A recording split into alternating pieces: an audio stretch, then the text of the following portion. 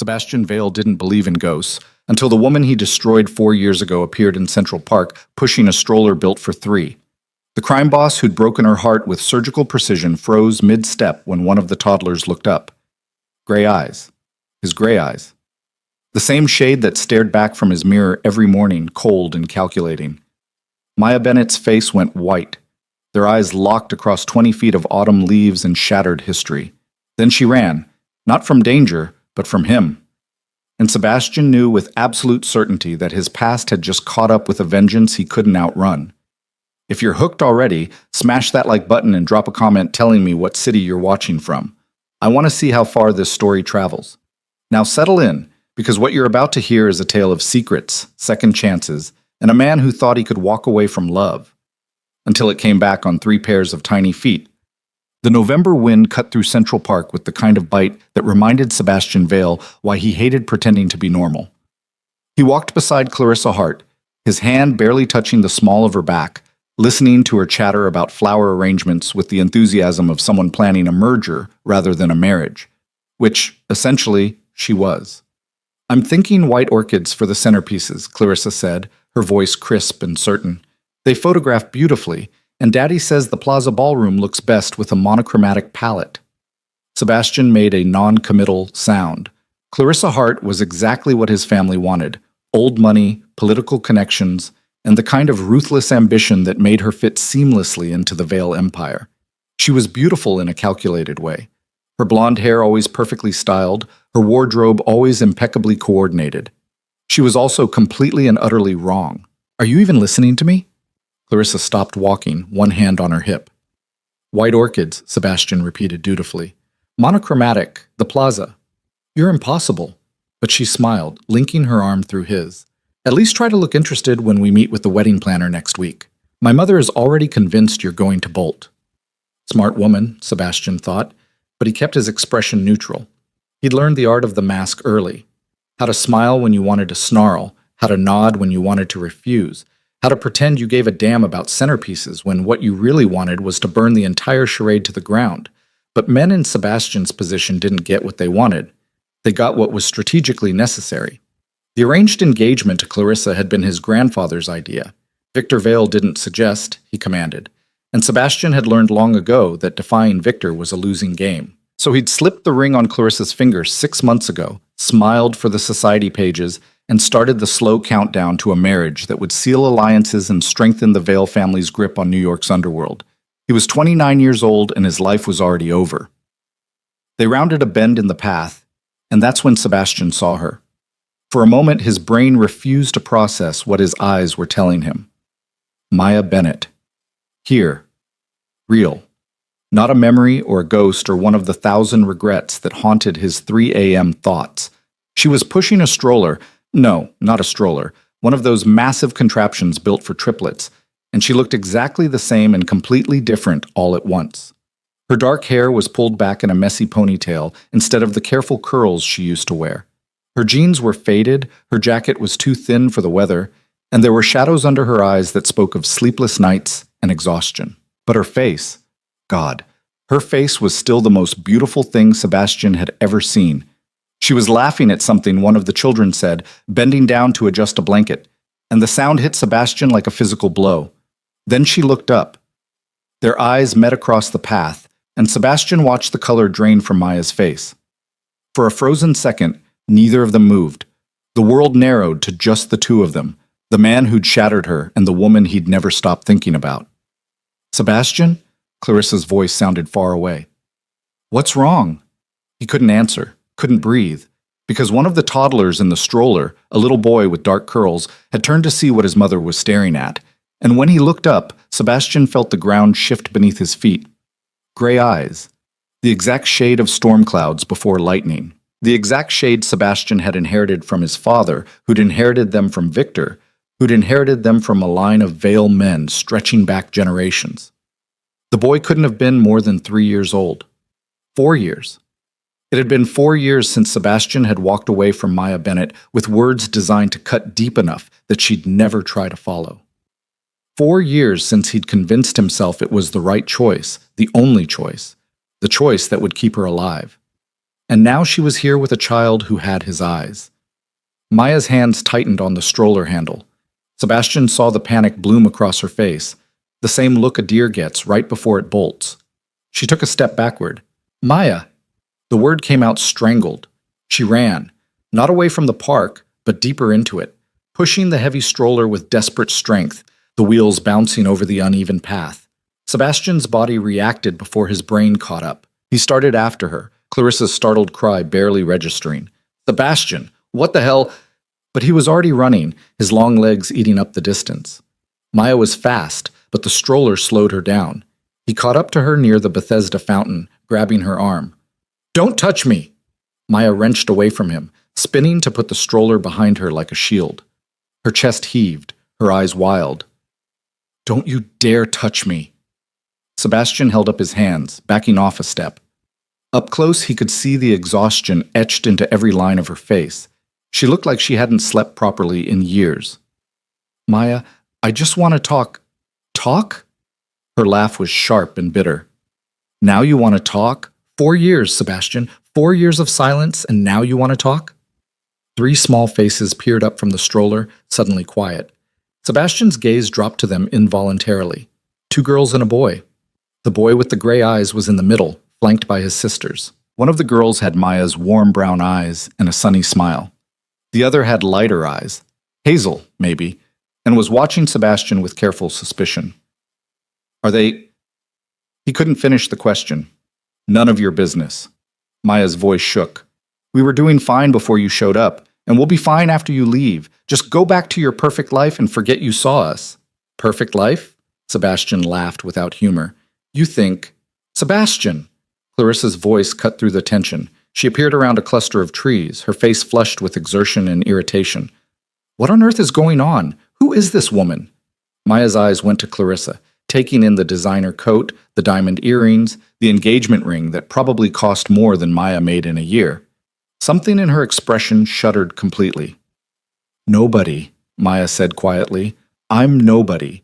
Congratulations on your engagement. She started to push the stroller away, but Sebastian moved to block her path. Maya, please. Let her go. Clarissa's voice was ice. Clearly she's some kind of quote. Watch it. Sebastian's tone made Clarissa's eyes widen. He'd never used that voice with her before. The voice that reminded people exactly who he was and what he was capable of. This is Maya Bennett, and these children are leaving. Maya's eyes flashed. Right now. Move, Sebastian. Not until you tell me. Tell you what? That your son is named Noah? That his sisters are Ivy and Owen? That they'll be 4 years old next month? Maya's voice rose, years of pain and anger spilling over. That I found out I was pregnant 1 week after you told me I was a mistake? That loving you was the biggest regret of your life? That I was nothing but a momentary lapse in judgment for the great Sebastian Vale? The words hit like bullets. Sebastian felt each one find its mark, remembering the script he'd used to push her away. Every cruel phrase had been carefully chosen to make her hate him, to make her leave, to save her life. Those weren't... He stopped. What could he say? That those words weren't true? They were. He'd meant them to be true, needed them to be true, even if they'd torn him apart to say them. Weren't what? Weren't meant to destroy me? Maya's laugh was broken. Congratulations, Sebastian. You succeeded. Now please, for the love of everything, let me take my children home. Our children, Sebastian said quietly. The silence that followed was deafening. Clarissa made a strangled sound. What did you just say? Sebastian ignored her, his eyes locked on Maya. That's what you're telling me, isn't it? These are my children. You gave up that right when you walked away. Maya's voice was steady now, cold. You're nothing to them, a stranger, and that's how it's going to stay. She pushed past him, and this time Sebastian let her go. He stood frozen, watching her disappear into the crowd of weekend park-goers, the massive stroller swallowing her small frame. Sebastian. Clarissa's voice was dangerously calm. Explain, now. He turned to look at her, seeing his future crumbling in real time. It's complicated. Complicated? Her voice rose. You have children, 3 children, with some random woman, and you think complicated covers it? She's not random, Sebastian said quietly. Oh, this keeps getting better. Clarissa's perfectly composed mask was cracking. How long? It ended 4 years ago. So right before you and I... She stopped, her eyes widening. You were with her when we started dating. No. Sebastian ran a hand through his hair. I ended it with Maya before anything happened between us. Clean break. Clean? Clarissa's laugh was harsh. There are 3 children, Sebastian. That's not clean, that's catastrophic. She wasn't wrong. Sebastian's mind was racing, trying to process what he'd just learned. Triplets. He had triplets. 3 children who were almost 4 years old, who'd been living their entire lives without him, who looked at him like a stranger because that's exactly what he was to them. Noah, Ivy, Owen. Their names played on repeat in his head. I need to go, Sebastian said abruptly. Go? Where? I need to find her. I need to... No! Clarissa grabbed his arm. No! You need to come with me right now and explain this to my father. If this gets out before we control the narrative, I don't care about the narrative. Sebastian pulled free. I have children, Clarissa. 3 children who've lived without you for 4 years. Clarissa's voice was sharp. If she wanted you in their lives, she would have told you. But she didn't, did she? She kept them secret. So maybe you should ask yourself why before you go barging into their lives and making everything worse. The words stung because they were logical. Maya had kept the pregnancy secret, had raised their children alone, had looked at him today with nothing but fury and pain, but that little boy had his eyes, and Sebastian knew, with the same certainty he knew his own name, that he couldn't walk away again. I'm sorry, he said to Clarissa, but I have to go. He left her standing by the fountain, her face a mask of rage and disbelief, and pulled out his phone as he walked. Eli Mercer answered on the first ring. Boss? I need you to find someone, Sebastian said. Maya Bennett. Last known address was Brooklyn, but that was 4 years ago. I need current location, employment, financials, everything. And I need it within the hour. On it. Eli didn't ask questions. That's why he was Sebastian's right-hand man. Anything else? Yeah. Sebastian's jaw clenched. Find out who knew about this. Someone must have known. If Maya was pregnant with triplets, someone saw her. Someone knew. You think it was kept from you deliberately? I think a lot of things are kept from me deliberately. Sebastian's voice was cold. Find out. He hung up and kept walking, his mind churning. Maya's words echoed. 1 week after you told me I was a mistake. Sebastian remembered that conversation with brutal clarity. He'd taken her to the small Italian restaurant she loved, let her order her favorite wine, and then systematically destroyed everything between them. Told her it had been fun, but it was over. That she'd been a distraction he couldn't afford anymore. That she needed to move on with her life and forget about him. The look on her face had nearly broken his resolve. She'd stared at him like he'd physically struck her, her eyes filling with tears she'd been too proud to let fall. Why? She'd whispered. Just tell me why. And he delivered the killing blow. Because you're not worth the complication. She'd left the restaurant with her head high, and Sebastian had watched her go, hating himself, hating his life, hating the circumstances that made loving her a death sentence. Because that was the truth he couldn't tell her. The Kozlov family had found out about Maya, had sent Sebastian photos of her leaving her apartment, walking to work, laughing with friends.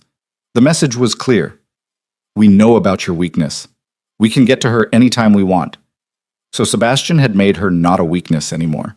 Had made her hate him so thoroughly that even his enemies would know she meant nothing. Had sacrificed his own happiness to keep her breathing. And she'd been pregnant. Had found out 1 week later. Had carried that knowledge, that burden, that impossible situation all alone while growing 3 human beings inside her. Sebastian's phone buzzed. A text from Eli. Found her. Sending address now. The address appeared a moment later. Red Hook, Brooklyn. Not the trendy part. The part where rent was cheap because everything else was questionable. Sebastian changed direction, heading for where his driver waited. His mind was already running through scenarios, possibilities, plans. He needed information before he could act. Needed to understand what Maya's life had been like for the past 4 years, what she needed, what the children needed, what kind of man he'd have to become to earn a place in their lives. His phone rang. Clarissa. He silenced it. It rang again immediately. This time it was Victor Vale. Sebastian stared at his grandfather's name on the screen. Clarissa must have called him already. Victor would be furious, not about the children themselves, but about the lack of control, the scandal, the disruption to carefully laid plans. He answered, "Grandfather, my office. 1 hour." Victor's voice could have frozen nitrogen. "Do not make me wait." The line went dead. Sebastian pocketed his phone and kept walking. His grandfather could wait. For the first time in his life, something mattered more than Victor Vale's commands. 3 somethings, to be precise. Gray eyes and brown eyes and hazel eyes. 3 children who didn't know his name. 3 children who existed because he'd once been foolish enough to believe he could have something good, something real, something that wasn't stained with blood and power plays. 3 children who were about to learn that their father was the kind of man mothers warned their kids about. Chet. Eli's report arrived while Sebastian sat in the back of his town car, stuck in midtown traffic. He read it twice, each pass making his jaw tighter. Maya Bennett, age 27, owner/operator of Maya's Kitchen, a food truck operating in Red Hook. Revenue, minimal. Current financial status: 3 months behind on rent, maxed out credit cards, outstanding medical bills from a high-risk pregnancy, and NICU stay totaling $47,000. The children: Noah, Ivy, and Owen Bennett, born January 15th, 4 years ago. Noah and Ivy were healthy. Owen had been diagnosed with autism spectrum disorder at age 2. Current situation: eviction notice filed. Final warning sent.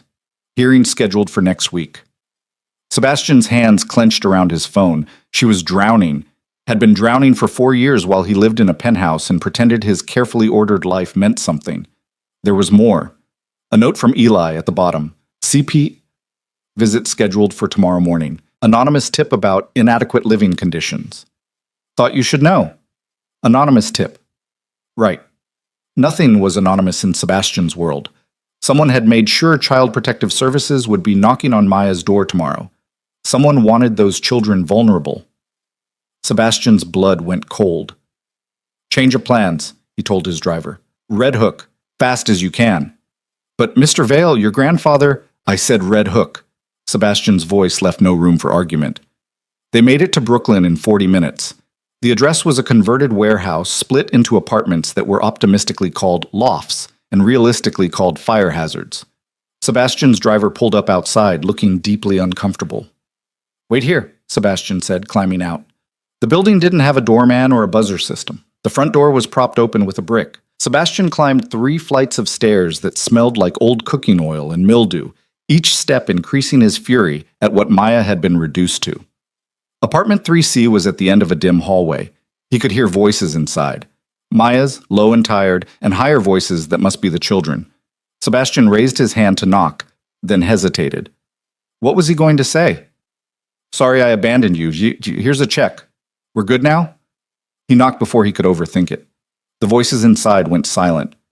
Footsteps approached the door. "Who is it?" "It's Sebastian." A long pause. "Go away." "Maya, please, I just want to talk." "About what?" "There's nothing to say." "There's everything to say." Sebastian pressed his palm against the door. "Please, 5 minutes." Another pause. Then the sound of locks turning. 3 of them, he counted. The door opened 6 inches, chain still engaged. Maya's face appeared in the gap, her expression hard. "You can't be here." "I know about CPS," Sebastian said quietly. "I know they're coming tomorrow." Maya's face went white. "How do you—" "I have resources, and I think I know who made the call." He met her eyes. "Let me help." "Help?" Maya's laugh was bitter. "Like you helped 4 years ago? Thanks, but I'll pass." "Maya, if they take those kids—" "Don't." Her voice shook. "Don't you dare stand there and talk about my children like you have any right. You walked away. You made your choice. I made the only choice I could." The words came out harsher than he intended. "You don't understand. Then explain it to me." Maya's voice rose. "Explain how telling me I was worthless was the only option. Explain how disappearing for 4 years was some kind of noble sacrifice. Explain—" A small voice interrupted from behind her. "Mama? Who's at the door?" Maya's eyes closed briefly. When she opened them, Sebastian saw something in them he'd never seen before, pure, primal fear. "Nobody, baby," she called over her shoulder. "Go back to your show." "Is it the bad man?" Sebastian's stomach dropped. "What bad man?" Maya ignored him. "No, sweetie, not the bad man, just someone Mama used to know." "Mama knows lots of people," a different voice chimed in, sunny and bright. "That would be Ivy." "Is he a friend?" "Not exactly," Maya said, her eyes never leaving Sebastian's. "Go watch TV with your brother and sister. I'll be right there." Small footsteps retreated. Maya looked back at Sebastian, and now the fear was mixed with exhaustion and something that looked like surrender. "You want to help?" she said quietly. "Then tell me how to stop CPS from taking my kids tomorrow. Tell me how to pay 3 months of back rent by morning. Tell me how to erase the fact that Owen's therapy costs more than I make in a month, or that Ivy needs new shoes and I can't afford them, or that Noah keeps asking why we're always eating peanut butter sandwiches." Her voice cracked on the last word, and Sebastian saw her fighting to hold it together. "Tell me how to fix any of that, Sebastian, and I'll listen. But if you're just here to ease your conscience, you can leave right now." Sebastian looked at this woman who'd once laughed at his terrible jokes and fallen asleep on his shoulder and told him he was more than his last name. This woman who'd carried his children through what must have been a hellish pregnancy, raised them alone, fought to keep them fed and safe and loved despite impossible odds. This woman who was still the strongest person he'd ever met. "I can pay the rent," he said, "tonight, and the medical bills, and anything else you need. I don't want your money. But you need it." Sebastian's voice was gentle. "And those kids need it. So let me help, Maya, please. Let me do this one thing right." Maya stared at him for a long moment. He could see her pride warring with her desperation, her need to protect her children fighting against her instinct to keep Sebastian as far away as possible. Finally, she said, "Why?" "Because they're mine." The words came out raw. "Because that little boy has my eyes, and I walked away once and I won't do it again. Because you deserved better 4 years ago, and they deserve better now. You don't know anything about them." "Then let me learn." Maya's laugh was hollow. "You think you can just show up and play daddy? It doesn't work like that, Sebastian. They have a life, a routine. They don't need some stranger coming in and, I'm not a stranger. I'm their father." "You're a DNA donor." Maya's voice was sharp. "A father shows up. A father changes diapers at 3 a.m. and sits through doctor's appointments and learns what foods Owen won't eat because the texture is wrong. A father doesn't disappear for 4 years and then expect everything to be fine because he's suddenly interested." Every word was a knife, and Sebastian took each one because he deserved it. "You're right," he said quietly. "I don't deserve to be called their father, but I'm here now, and I'm not leaving. So you can either let me help, or you can fight me. But Maya," he paused, making sure she heard every word, "CPS is coming tomorrow, and if you lose those kids because you were too proud to accept help, you'll never forgive yourself." It was a low blow, using her children as leverage.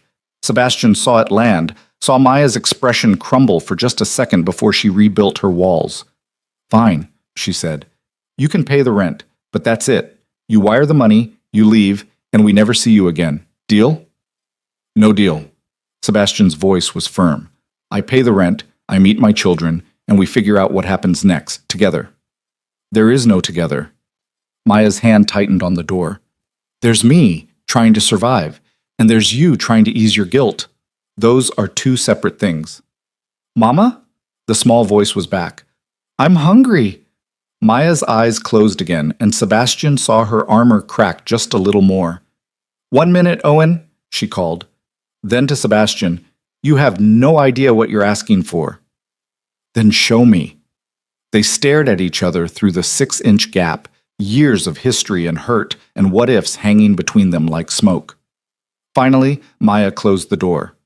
For a second, Sebastian thought she was shutting him out completely.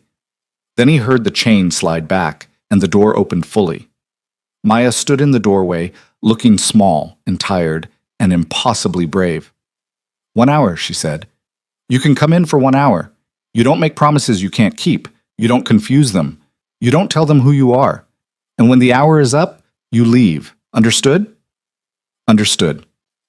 She stepped back, letting him into the tiny apartment. It was clean but sparse, a couch that had seen better days, A small TV on a cardboard box, a kitchenette barely big enough for one person. Toys were scattered across the floor, neatly organized into bins. Children's artwork covered one wall, crayon drawings and finger paintings and crooked hearts. 3 small faces looked up from where they sat on the floor in front of the TV. Sebastian's breath caught. In the park, he'd only gotten glimpses. Now, here, he could really see them.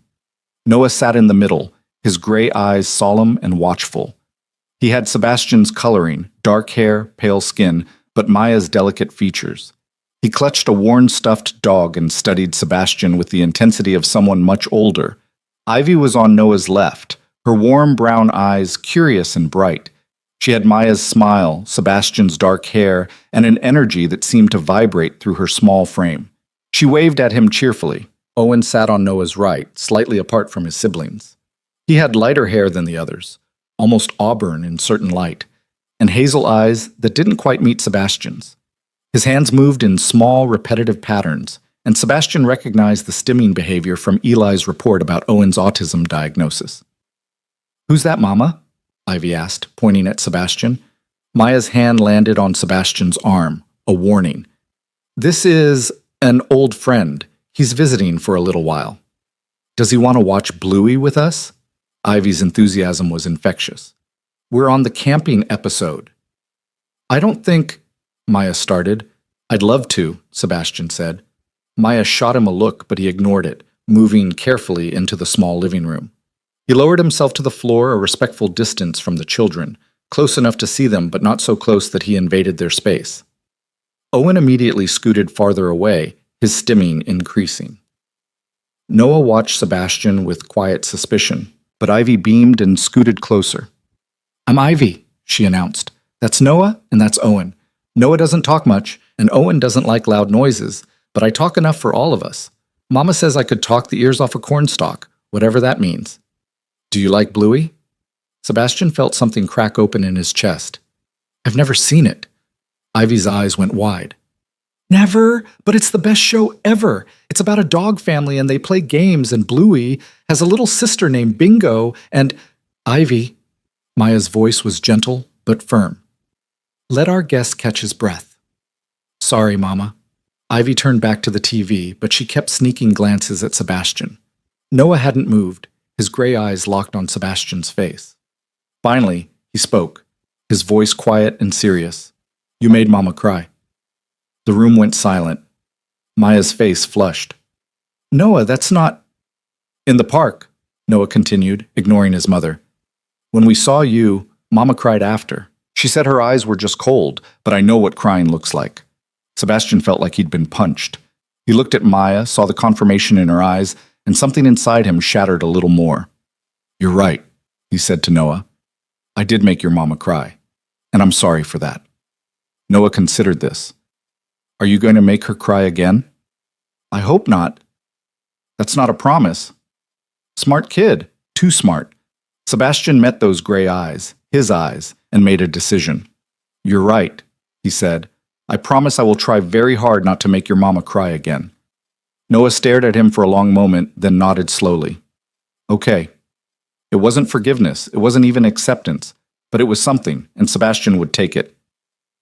They watched Bluey in silence for a while. Ivy provided running commentary.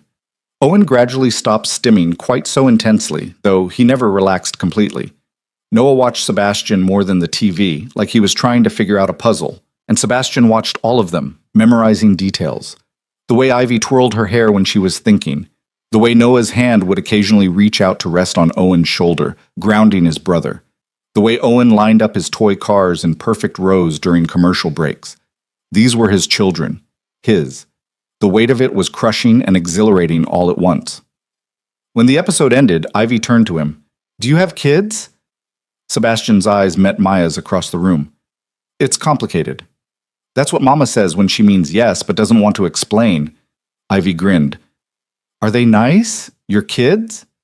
"I think they might be the nicest kids in the world," Sebastian said honestly. Ivy beamed. Owen carefully lined up another car. Noah continued to watch Sebastian with those 2 old eyes. The hour passed faster than Sebastian thought possible.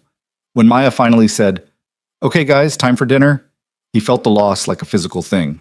He stood, brushing off his expensive pants that were now covered in carpet fuzz and cracker crumbs. The children called out casual goodbyes, Ivy enthusiastically, Noah with reserve, Owen with a small hand wave that didn't include eye contact. Maya walked him to the door. In the hallway, away from little ears, she crossed her arms. "The rent," she said quietly. "How?" Sebastian pulled out his phone, opened his banking app, and showed her the screen. "Give me your landlord's information. I'll wire it tonight." "That's—" Maya looked at the numbers and went pale. "Sebastian, that's too much. It's 3 months back rent plus 6 months forward, and it's not too much. It's not even close to enough." She looked up at him, and for the first time since the park, her expression softened slightly. "Why are you doing this?" "Because they're mine," Sebastian said simply. "And because you needed me 4 years ago, and I wasn't there. So I'm here now." "For how long?" Maya's voice was barely a whisper. "How long before your real life calls you back and we're alone again?" Sebastian thought about Clarissa, about his grandfather, about the empire waiting for him to fall in line. Then he thought about 3 pairs of eyes watching Bluey, about a little boy who'd called him out for making his mother cry, about a sunny girl who talked too much, and a quiet boy who lined up cars with mathematical precision. "I'm not leaving," he said. "Not this time." Maya searched his face, looking for the lie. Sebastian let her look, knowing she'd find only truth. Finally, she nodded. "We'll see." It wasn't trust, but it was possibility, and for now that was enough. Sebastian texted her landlord's information to Eli with instructions to wire the money immediately. Then he looked back at Maya, standing in her doorway with walls crumbling and hope she was too afraid to acknowledge. "CPS tomorrow," he said. "What time?" 9 a.m. "I'll be here at 8:30. "Sebastian, I'll be here," he repeated. "And Maya? Those kids are amazing. You did that. All alone. So whatever happens next, know that you're the strongest person I've ever met." He left before she could respond, walking down 3 flights of stairs that felt different than they had on the way up. His phone buzzed constantly. Clarissa, Victor, various members of his organization, but Sebastian ignored all of it. For the first time in 4 years, he had something more important than duty. He had a reason to become the kind of man his children deserved. Sebastian spent the night in his penthouse, but he didn't sleep. Instead, he sat in his study with Eli, going over every detail of Maya's situation with the precision of a military operation. "The CPS caseworker is named Patricia Reeves," Eli said, sliding a file across the desk. 15 years with the department. Good reputation, but she goes by the book. If there's any legitimate concern about the living conditions or Maya's ability to provide for 3 kids, she'll open a case. Then we make sure there's no concern." Sebastian studied the file. "What else?" "The anonymous tip came from a burner phone. Untraceable, but the call was made from Midtown Manhattan, wealthy area, not Red Hook. So someone with resources." Sebastian's jaw tightened. Someone who knew exactly what they were doing. "You think it was Clarissa? Or someone she told?" Sebastian had ignored 17 calls from his fiancée and 5 from his grandfather. By now, the entire Vale family probably knew about the children. It doesn't matter who made the call. What matters is making sure CPS leaves with nothing to report. Eli nodded. "I've arranged for a cleaner to go to the apartment first thing. New furniture delivery at 7 a.m. Nothing ostentatious, just decent stuff that doesn't look like it came from a curb. The refrigerator will be fully stocked by 8. What about the medical bills?" "Paid. All of them. And I've set up a trust fund for each kid. Educational expenses, medical needs, whatever they require." Sebastian looked up. "I didn't ask you to do that." "I know." Eli met his gaze steadily. "But I've worked for you for 8 years, boss. I know when something matters." Something in Sebastian's chest tightened. "Thank you. There's one more thing." Eli's expression turned serious. "Your grandfather wants to see you. He's not pleased." "Victor is never pleased. This is different. He's threatening to cut you off completely if you don't end this embarrassment immediately." Eli paused. His words, not mine. Sebastian stood, walking to the window. Below, the city glittered with a million lights, each one representing someone going about their life, unaware that his entire world had shifted on its axis in the span of a single afternoon. "Let him cut me off," Sebastian said quietly. "I don't care anymore." "Boss, I mean it, Eli. For 4 years, I've done everything Victor wanted. I walked away from the woman I loved because he said she was a liability. I got engaged to Clarissa because he said it was strategically necessary. I've played the dutiful grandson, the perfect heir, the emotionless enforcer. He turned to face his friend. And what do I have to show for it? A fake engagement, a family that sees me as a chess piece, and 3 children who don't know my name. Eli was quiet for a moment. What are you going to do? I'm going to be there tomorrow morning. I'm going to make sure those kids stay with their mother, and then I'm going to figure out how to be the father they deserve. Sebastian's voice was steel. Everything else can burn. Even the Empire? Especially the Empire. Eli studied him, then nodded slowly. Then I guess we'd better make sure tomorrow goes perfectly. They worked through the night, planning for every contingency. By the time the sun started to rise over Manhattan, Sebastian had showered, changed into jeans and a sweater that wouldn't scream crime boss, and was on his way to Brooklyn. He arrived at Maya's building at 8:15 to find it transformed. The delivery truck was just pulling away, and through the 3rd floor window he could see new furniture being arranged. Eli had outdone himself, nothing too fancy, just solid, comfortable pieces that looked like Maya might have saved up for them. Sebastian climbed the stairs and knocked.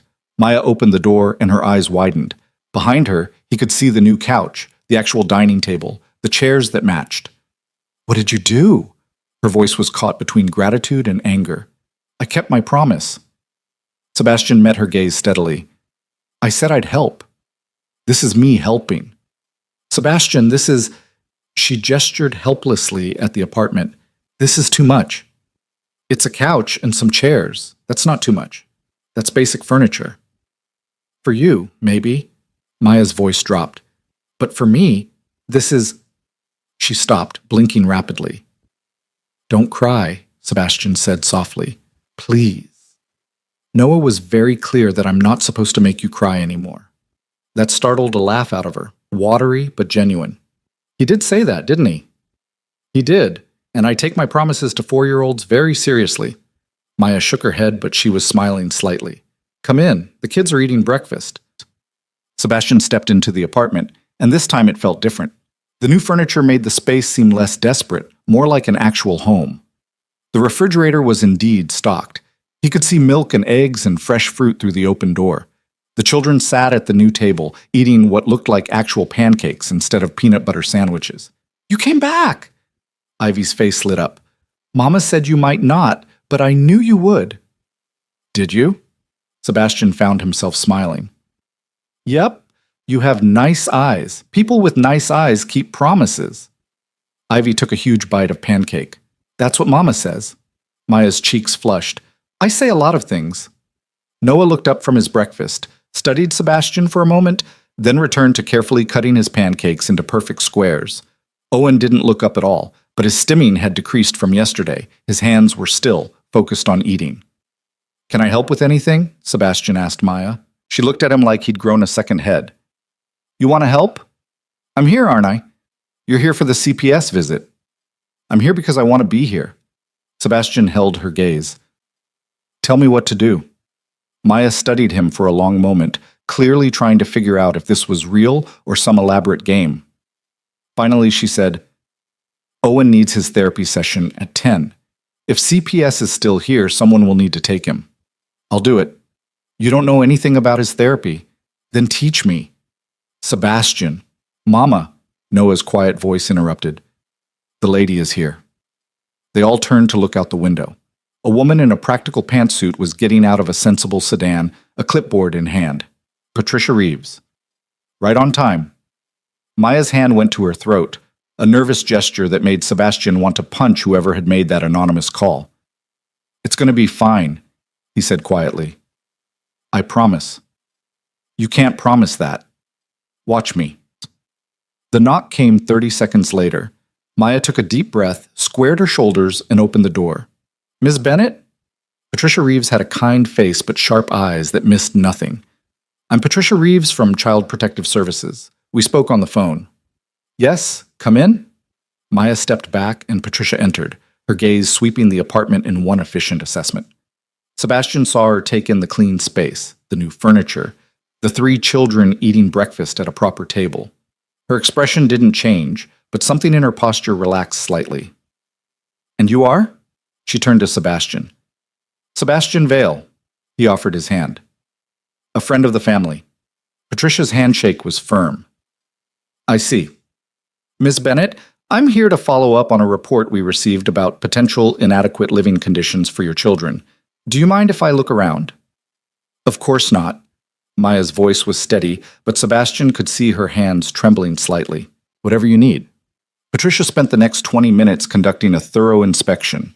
She checked the bedrooms, 3 small mattresses on the floor in one room, neatly made with clean sheets. She examined the kitchen, the bathroom, the fire escape.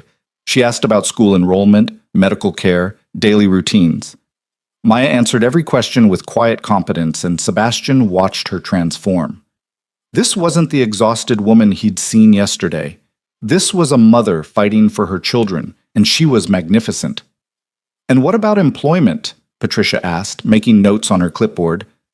I own a food truck, Maya's Kitchen. It's parked in Red Hook, near the waterfront. Income? Maya's jaw tightened. It varies. Some weeks are better than others. But you're current on rent? Yes. Maya didn't look at Sebastian. I am now. Patricia made another note. I'd like to speak with the children, if that's all right. Of course. Patricia approached the table where the 3 kids had finished breakfast and were now playing quietly. Ivy looked up with her sunny smile. Noah watched carefully. Owen continued lining up his toy cars, ignoring the newcomer. Hi there, Patricia said gently, crouching down to their level. My name is Patricia. What are your names? I'm Ivy, Ivy announced happily. That's Noah, and that's Owen. Do you want to see my drawing? I made a picture of our family. She held up a crayon drawing. Sebastian's breath caught. There were 4 stick figures, a tall one labeled Mama, and 3 small ones labeled with the kids' names. No father figure in sight. Patricia studied the drawing. That's very nice. Do you like living here, Ivy? It's okay. The stairs are fun to run on, but Mama says we can't do that because of the neighbors. Ivy's expression turned serious. We got new furniture today. It's really comfy. Want to feel? Maybe later, Patricia smiled. What about you, Noah? Do you like it here? Noah considered the question with his usual gravity. It's home. Mama takes care of us. We're fine. Do you have enough food to eat? We have pancakes today. Noah's eyes flickered to Sebastian briefly. Sometimes we have other things. Patricia made more notes. She tried to engage Owen, but he was deep in his car lining routine and didn't respond. After a moment, Maya quietly explained about Owen's autism, about his therapy schedule, about the strategies they use to help him feel safe. He has a therapist? Patricia asked. Yes, twice a week. He has a session this morning, actually. And you're able to afford that? Maya hesitated just long enough for Sebastian to step in. I'm helping with medical expenses, he said. All 3 children have full coverage now. Patricia's sharp gaze swung to him. You're helping. As a friend. Yes. I see. More notes. Ms. Bennett, may I speak with you privately for a moment? Sebastian saw Maya's face go pale, but she nodded. Of course. Sebastian, can you watch the kids? Absolutely. The 2 women stepped into the small bedroom, closing the door behind them. Sebastian looked at the 3 children, who were all watching him with varying degrees of interest. So, he said, feeling completely out of his depth, what do we do now? We could play a game, Ivy suggested. Do you know how to play hide and seek? In a 1-bedroom apartment? We're very good at hiding, Ivy grinned. Mama says we could hide in a shoebox if we needed to. I don't think now is the best time for games, Noah said quietly. Mama is worried. The kid was too perceptive. Sebastian crouched down to Noah's level. Your mama is very brave and very strong. Everything is going to be okay. You said you wouldn't make promises you couldn't keep. This is one I can keep. Noah studied him with those unsettling gray eyes. Why are you really here? Because I care about you and your brother and sister. You just met us yesterday. Sometimes that's all it takes. Noah didn't look convinced, but he didn't argue either. Instead, he asked, Are you Mama's boyfriend? Sebastian nearly choked. What? Jacob at daycare says when grown-ups are friends and one of them is a boy and one is a girl, that means they're boyfriend and girlfriend. Noah tilted his head. Is that what you are? It's complicated. Mama says that too. Noah sighed like the weight of the world rested on his 4-year-old shoulders. Grown-ups are weird, We really are, Sebastian agreed. The bedroom door opened. Maya emerged first, her face unreadable. Patricia followed, tucking her clipboard under her arm. Sebastian stood, trying to read the situation. Patricia's expression was professionally neutral, giving nothing away. Thank you for your time, Ms. Bennett, Patricia said. I'll be filing my report this afternoon. And? Maya's voice was tight. And based on what I've seen today, I don't have immediate concerns. The children appear healthy, well cared for, and the living situation is adequate. Patricia paused. However, I will note that the financial situation remains precarious. I'll be recommending a follow-up visit in 3 months to ensure stability continues. Maya's shoulders sagged with relief. Thank you. Take care of those beautiful children. Patricia smiled at the kids. It was nice to meet you all. Ivy waved enthusiastically. Noah nodded solemnly. Owen continued playing with his cars. Sebastian walked Patricia to the door. In the hallway, she turned to him. Mr. Vale, she said quietly, I don't know what your relationship is with this family, and frankly, it's not my business. But those children are lucky to have people who care about them. Make sure that caring doesn't stop when things get complicated. It won't, Sebastian said firmly. Patricia studied him one more time, then nodded and left. Sebastian closed the door and turned to find Maya staring at him, tears streaming down her face. Hey! He moved toward her instinctively. Hey, it's okay. She said everything was fine. I know. Maya wiped at her eyes angrily. I know, it's just, I was so scared. I was so scared they were going to take them, and I didn't know what I would do. And then you showed up with furniture and money, and... She broke off, pressing her hands to her face. The kids were watching now, their small faces concerned. Mama?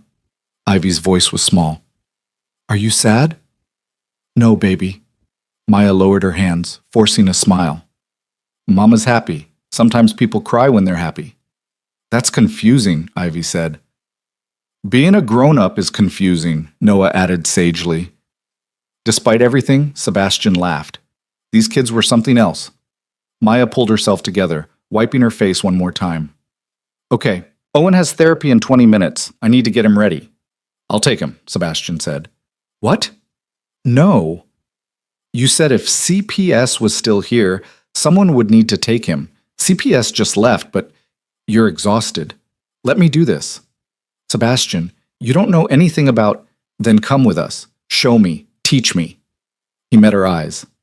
I want to learn, Maya. I want to understand what they need. Maya looked at him for a long moment, something shifting in her expression. Okay, she said finally, but Owen might not react well to changes in routine.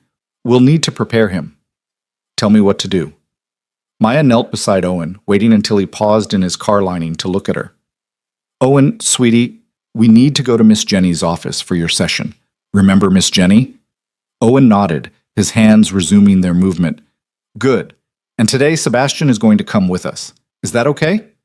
Owen's hands stilled. He looked at Sebastian, then back at his mother, then at Sebastian again. Finally, he gave a small nod. Thank you, baby. Maya kissed his forehead. Let's get your jacket. The therapy center was a 20-minute subway ride away.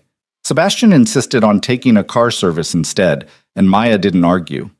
Owen sat between them, his hands moving in constant, soothing patterns. Ivy and Noah stayed home with a neighbor, an older woman who clearly adored the kids and gave Sebastian a suspicious once-over before agreeing to babysit. In the car, Maya explained Owen's diagnosis quietly.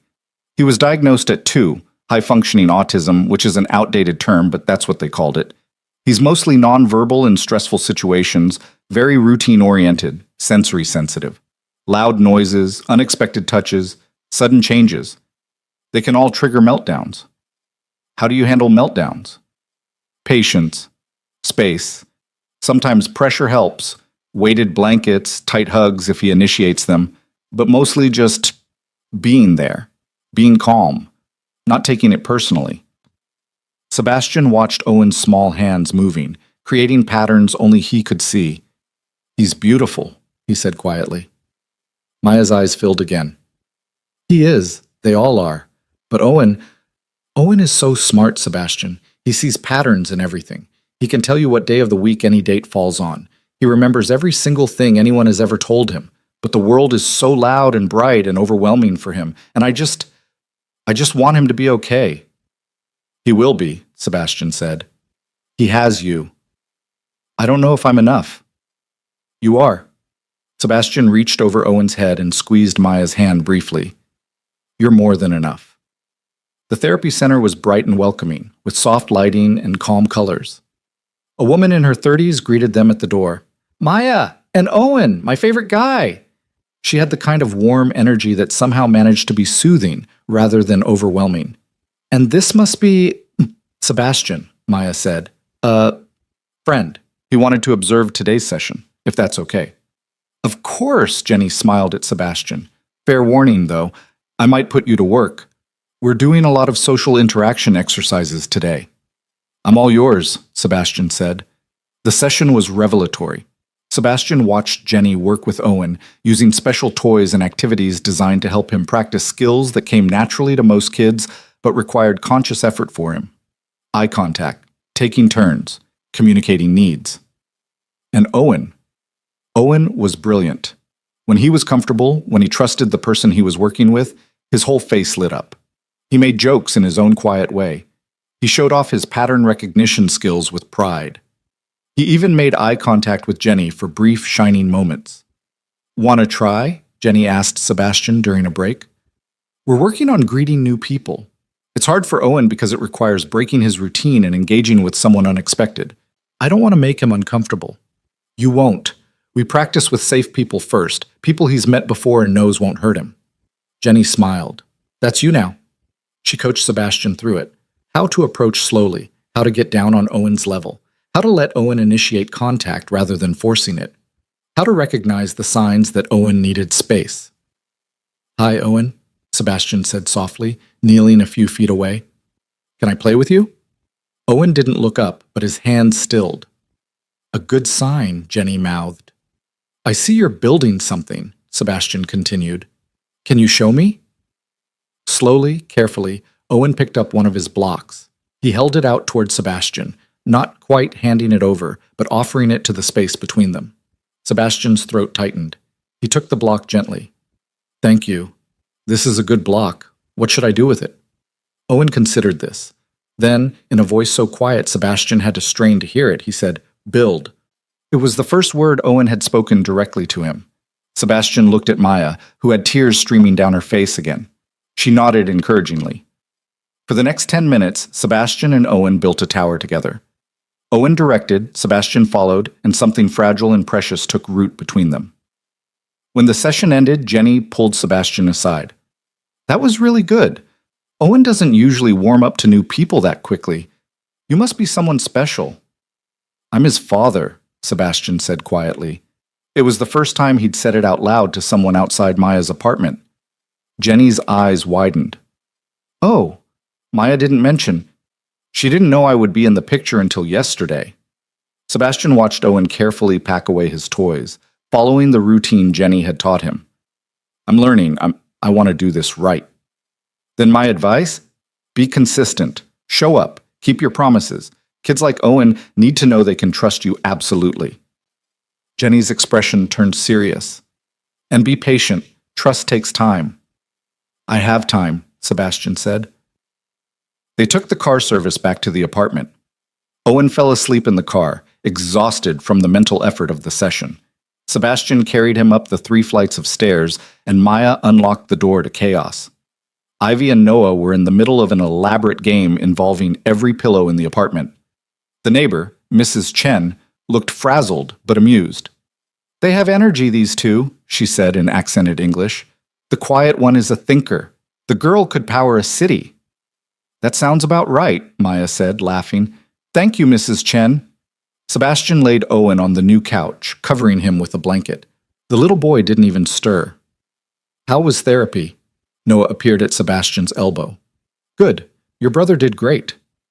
"He always does good with Miss Jenny. She's patient." Noah looked up at Sebastian. "Were you patient too?" "I tried to be." "Good." Noah nodded approvingly. "Owen needs patient people." Ivy bounced over. "Can you stay for lunch? Mama makes really good sandwiches, not just peanut butter anymore. We have turkey now." Sebastian looked at Maya, who shrugged. "You've made it this far. Might as well stay for lunch." So he did. He sat at the new table with Maya and the kids. Owen woke up halfway through and joined them quietly and ate turkey sandwiches that were probably the best meal Sebastian had tasted in years, not because of the food itself, but because of the company. Ivy chattered about everything and nothing. Noah asked thoughtful questions about Sebastian's life, carefully extracting information without being obvious about it. Owen ate his sandwich cut into precise squares and hummed softly to himself. And Maya watched it all with an expression Sebastian couldn't quite read. Part wonder, part fear, part something that might have been hope. After lunch, Sebastian's phone buzzed for the 100th time. He'd been ignoring it all day, but finally he glanced at the screen. 23 missed calls from Clarissa, 14 from Victor, and one text from Eli that made his blood run cold. Clarissa showed up at your penthouse with her father. They're waiting. This is bad, boss. Sebastian stood abruptly. I need to go. Maya looked up, startled by his tone. What's wrong? Nothing, just something I need to handle. He looked at the 3 children, who were watching him with varying degrees of concern. Can I come back tomorrow? Sebastian, please. He met Maya's eyes. I know I don't have the right to ask, but please. Maya studied him, and Sebastian saw her trying to decide if he was worth the risk. Finally, she nodded. Tomorrow. But Sebastian, don't make promises you can't keep. I never do, he said quietly. He left the apartment and climbed into the waiting car, his mind already shifting gears. The brief peace of the afternoon evaporated, replaced by the cold calculation he'd learned from Victor. Clarissa and her father waiting at his penthouse. CPS miraculously getting an anonymous tip. The timing was too perfect to be coincidence. Someone was making moves, and Sebastian needed to figure out who before those moves destroyed the fragile new world he was trying to build. The drive back to Manhattan felt like crossing into enemy territory. His phone buzzed again. Eli. They're getting impatient. Clarissa's father is threatening to call off the merger with the Hart family businesses. Victor is on his way over. This is about to get very messy. Sebastian typed back. Let it get messy. I'm done playing their games. Boss, think about what you're saying. I have thought about it. For 4 years, I've thought about nothing else. I'm done, Eli. Whatever happens next, I'm done. He pocketed his phone and stared out the window as Brooklyn gave way to Manhattan, poverty giving way to wealth, reality giving way to the gilded cage he'd been born into. But somewhere behind him, in a tiny apartment in Red Hook, 3 children were playing. 3 children who didn't care about empires or mergers or strategic alliances. 3 children who just needed a father who showed up. And for the first time in his life, Sebastian knew exactly which side of that divide he belonged on. The car pulled up to his building. Sebastian took a deep breath, straightened his shoulders, and prepared for war. The elevator ride to Sebastian's penthouse felt like ascending to a guillotine. Through the polished brass doors, he could see his reflection, rumpled sweater, jeans with carpet fuzz still clinging to them, hair disheveled from carrying Owen up 3 flights of stairs. He looked nothing like the Sebastian Vale who usually inhabited this building. He looked like a man who'd spent the morning playing with blocks on a therapy room floor. The doors opened directly into his apartment, and Sebastian stepped into a tableau of barely contained fury. Clarissa stood by the floor-to-ceiling windows, her arms crossed, her expression glacial. Beside her, Richard Hart, her father, and one of New York's most powerful attorneys, looked like he was mentally drafting a lawsuit. And in Sebastian's favorite chair, looking perfectly at ease despite the tension crackling through the room, sat Victor Vale. Eli stood off to the side, his face carefully neutral, but Sebastian caught the warning in his eyes. Well, Victor said, his voice deceptively mild, the prodigal grandson returns. We were beginning to think you'd forgotten where you lived. Sebastian closed the elevator doors behind him. I've been busy. Busy? Clarissa's voice could have cut glass. You've been busy, playing house with your little bastards while I've been fielding questions from every social columnist in Manhattan about why my fiancée disappeared yesterday. Clarissa, Richard's tone was sharp. Language. Don't tell me to watch my language, Daddy. Tell him to explain why he has 3 illegitimate children he never bothered to mention. Sebastian moved to the bar, pouring himself 2 fingers of scotch. He needed something to do with his hands before they formed fists. They're not illegitimate. They're my children. Same thing, Clarissa snapped. No, Sebastian said quietly, turning to face her. It's not. Illegitimate implies they're somehow less than. They're not. They're Noah, Ivy, and Owen. They're 4 years old, and they're the best thing that's ever happened to me. Clarissa stared at him like he'd grown a second head. Are you actually serious right now? You met them yesterday.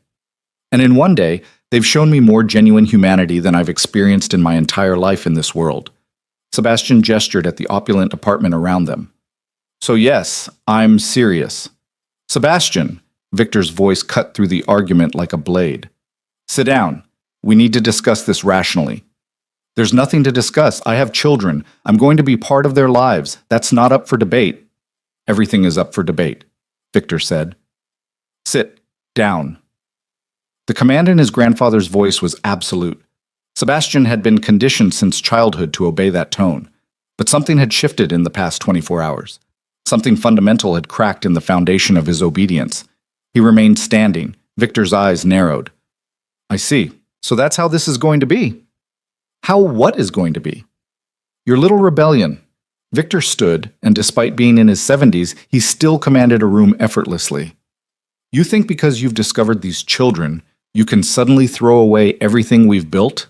Everything you are. Everything you've built, Sebastian corrected. I never wanted this life, Victor. You know that. What you want is irrelevant. You're a veil. That comes with responsibilities. And I'm also a father now. That comes with responsibilities too. Richard Hart cleared his throat. Mr. Vale, Sebastian, let's approach this practically. You have children. That's unfortunate timing given your engagement, but it's not insurmountable. We can arrange for financial support, establish trusts, ensure they're taken care of, discreetly. I don't want to take care of them discreetly, Sebastian said. I want to be their father, publicly, actually. That's not possible, Clarissa said flatly. I'm not going to be humiliated by playing stepmother to some nobody's children. Maya is not a nobody. She's a food truck operator, Sebastian. She's nothing. Clarissa's careful composure was cracking. And those children, they're accidents, mistakes. You can't seriously expect me to welcome them into our lives like some ready-made family. Sebastian set down his scotch glass with deliberate care. When he spoke, his voice was dangerously quiet. Those children are not mistakes. They're not accidents. They're human beings who deserve better than to be called names by someone who's never worked a day in her life for anything that mattered. How dare you? No, how dare you? Sebastian's voice rose. You want to know why I never loved you, Clarissa? Why this engagement has always felt like a business transaction? This is why. Because when faced with something real, something that actually matters, you reduce it to social standing and embarrassment. Sebastian, Victor's voice was ice. That's enough. No, it's not enough. It's not nearly enough. Sebastian turned to his grandfather. You taught me to be cold, to calculate every relationship as a transaction, to see people as assets or liabilities, and I learned those lessons well. So well that when Maya Bennett came into my life, when I found someone who actually saw me as a person instead of a name or a bank account, I destroyed it because you told me she was a liability. Victor's expression didn't change. She was a liability. The Kozlovs had her under surveillance. So you knew. The realization hit Sebastian like a physical blow. You knew about the threat and you didn't help me protect her. You just told me to cut her loose. It was the most efficient solution. Efficient, Sebastian laughed bitterly. You cost me 4 years with my children because it was efficient. I saved that woman's life, Victor said coldly. The Kozlovs would have used her against you, tortured her, killed her. By making her irrelevant, you removed the target from her back. You're welcome. And the pregnancy, did you know about that too? For the first time, Victor hesitated. It was barely a pause, just a fraction of a second, but Sebastian caught it. You did. His voice was hollow. You knew she was pregnant, and you kept it from me. I found out 6 months after the birth, Victor said. One of our associates saw her with the children. I had it investigated. And you said nothing. What would have been the point? You'd moved on. The engagement to Clarissa was arranged. Telling you would have complicated matters unnecessarily. Sebastian felt something inside him break. Not crack. Break. Completely and irreparably. Get out, he said quietly. Victor raised an eyebrow. I beg your pardon? Get out of my home, all of you, now. Sebastian, you're being irrational. I'm being irrational? Sebastian's voice rose. You kept my children from me for 4 years, and I'm the one being irrational? I kept you from making a mistake that would have compromised everything. They're not a mistake, the words came out as a roar. They're children, my children, and you treated them like they were problems to be managed instead of human beings who deserve to know their father. The room fell silent. Even Clarissa looked stunned by the raw emotion in Sebastian's voice. Victor straightened his tie, his expression cooling to absolute zero. I see. So you're choosing them over your family. They are my family. No. Victor's voice was final. Your family is here. Your responsibilities are here. Your legacy is here. Those children are a complication from a relationship that should never have happened. If you insist on acknowledging them, fine.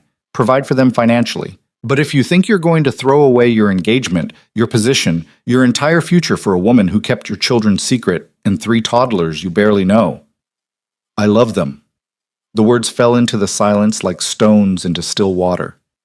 Victor stared at him. You met them yesterday. I know. Sebastian's voice was steady now, certain. And I love them. I love the way Noah watches everything with those serious eyes and asks questions that cut right to the truth. I love the way Ivy talks like she's trying to use up all the words in the world before bedtime. I love the way Owen lines up his cars in perfect rows and the way his whole face lights up when he accomplishes something new. He met his grandfather's gaze without flinching. I love them the way I should have been allowed to love them from the beginning, and I'm done letting you tell me what I'm allowed to feel. Victor was quiet for a long moment. When he spoke, his voice carried the weight of finality. Then you're done being a veil. Sebastian had expected it, had known it was coming from the moment he decided to stand his ground. But hearing it spoken aloud still felt like a punch to the gut. What does that mean? He asked quietly. It means exactly what it sounds like. If you walk away from this engagement, if you publicly claim those children, if you choose that woman over your responsibilities to this family, you're out. Completely. No inheritance, no position in the organization, no protection. Victor, Richard Hart interjected, perhaps we should discuss this more calmly. There's nothing to discuss. Victor's eyes never left Sebastian's face. My grandson seems to think he can have everything, his children, his independence, and his inheritance, but life doesn't work that way, so he needs to choose. Clarissa found her voice. You can't be serious. You're going to disown him over some random woman and her brats? They're not random, Sebastian said, and they're not brats. They're innocent children who've done nothing wrong. Except exist, well, Clarissa shot back.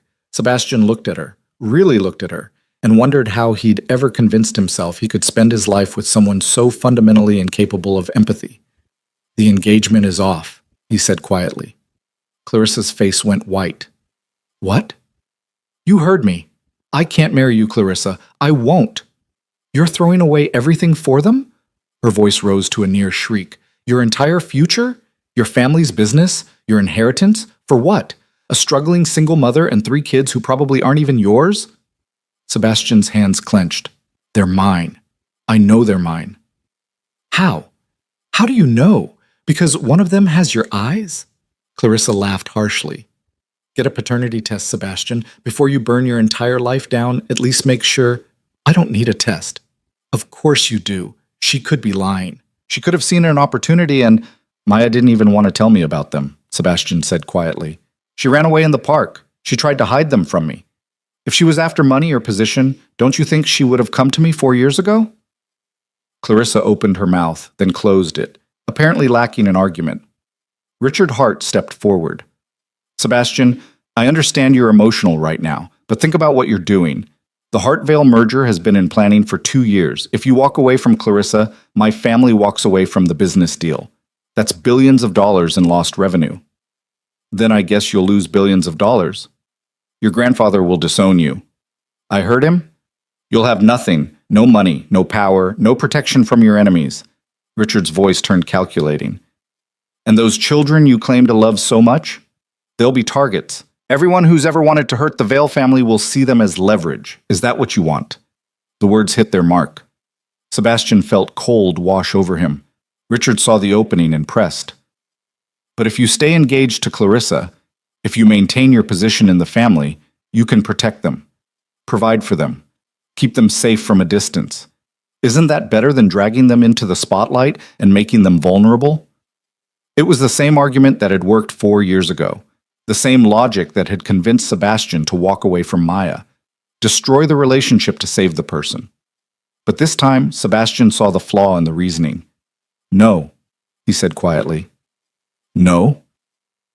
4 years ago, I walked away from Maya to protect her. I made myself irrelevant in her life so she wouldn't be a target. And you know what happened? Sebastian's voice was steady. She struggled alone, raised 3 children in poverty, nearly lost them to CPS because she couldn't afford rent, suffered through a high-risk pregnancy with no support. All because I wasn't there. He met Richard's gaze.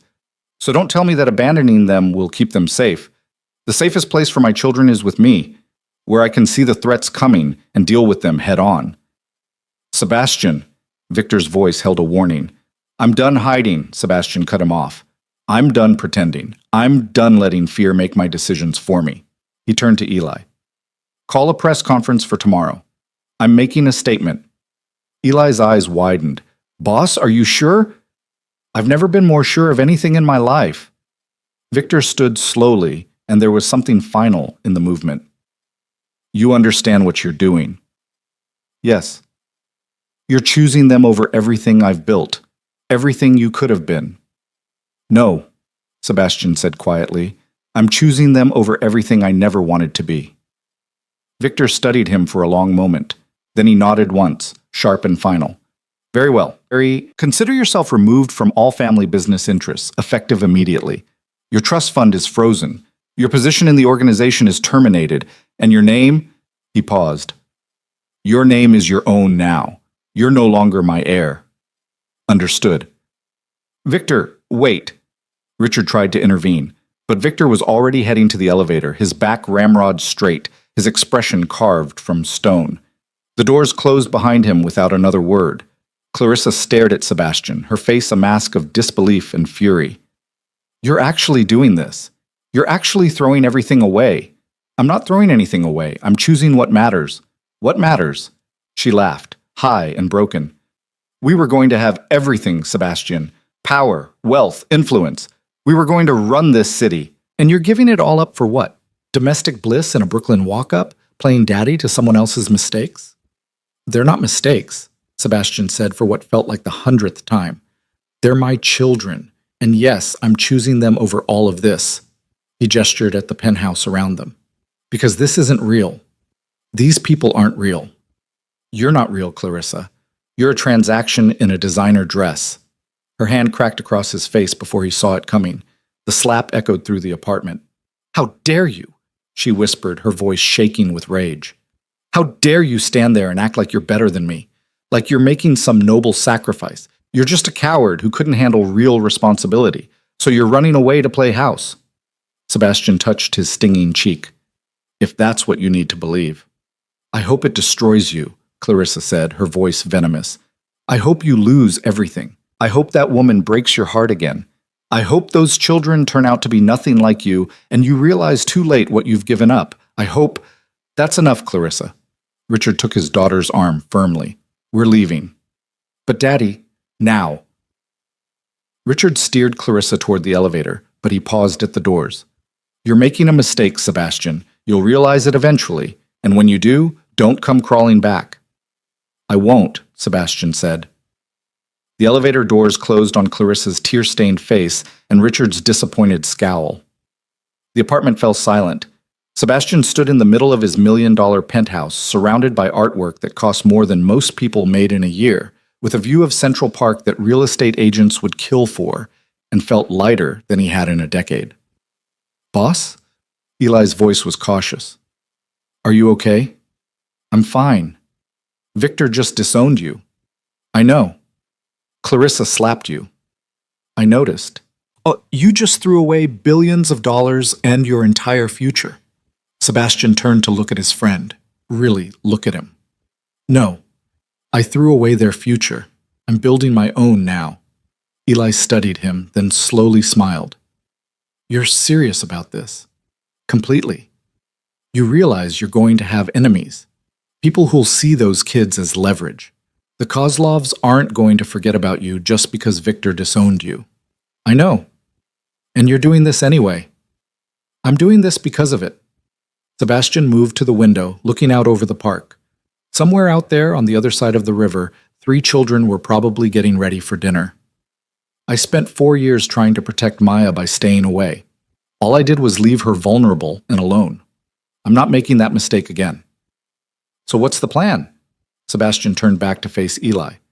First, I need to secure the kids legally. Paternity test, custody arrangement, whatever Maya agrees to. Second, I need to liquidate my personal assets, the ones Victor can't touch. Third, I need to make it very clear to anyone considering making a move against my family that I'm not walking away from the Vale name. I'm weaponizing it. Eli's eyebrows rose. Weaponizing it? Victor thinks disowning me makes me weak. He's wrong. Every enemy the Vale family has made over the years, every business partner we've screwed, every rival we've crushed, they're all going to get a very interesting phone call from me. You're going to burn it all down. I'm going to make sure that anyone who comes after my children knows exactly what kind of hell I can rain down on them. Sebastian's smile was cold. I learned from the best, after all. Eli was quiet for a moment, then nodded. I'm in.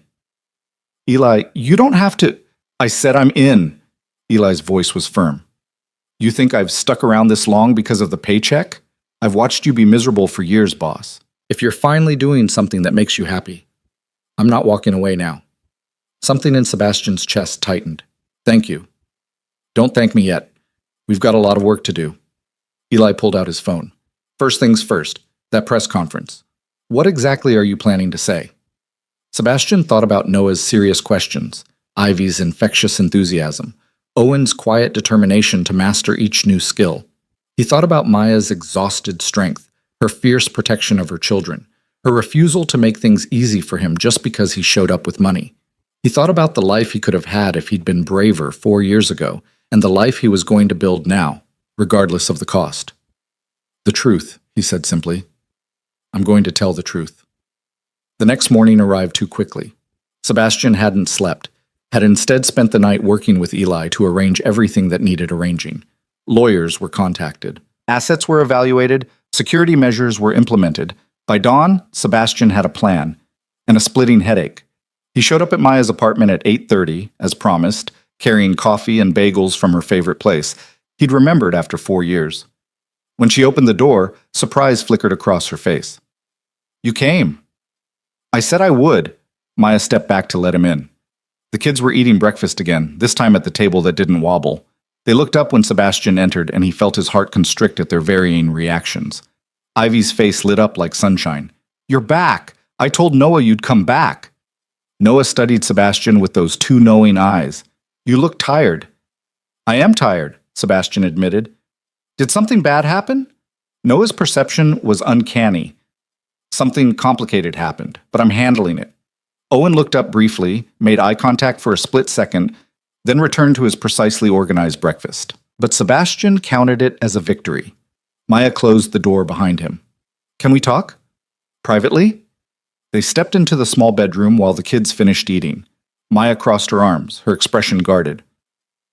I saw the news this morning, she said quietly. Sebastian's stomach dropped. What news?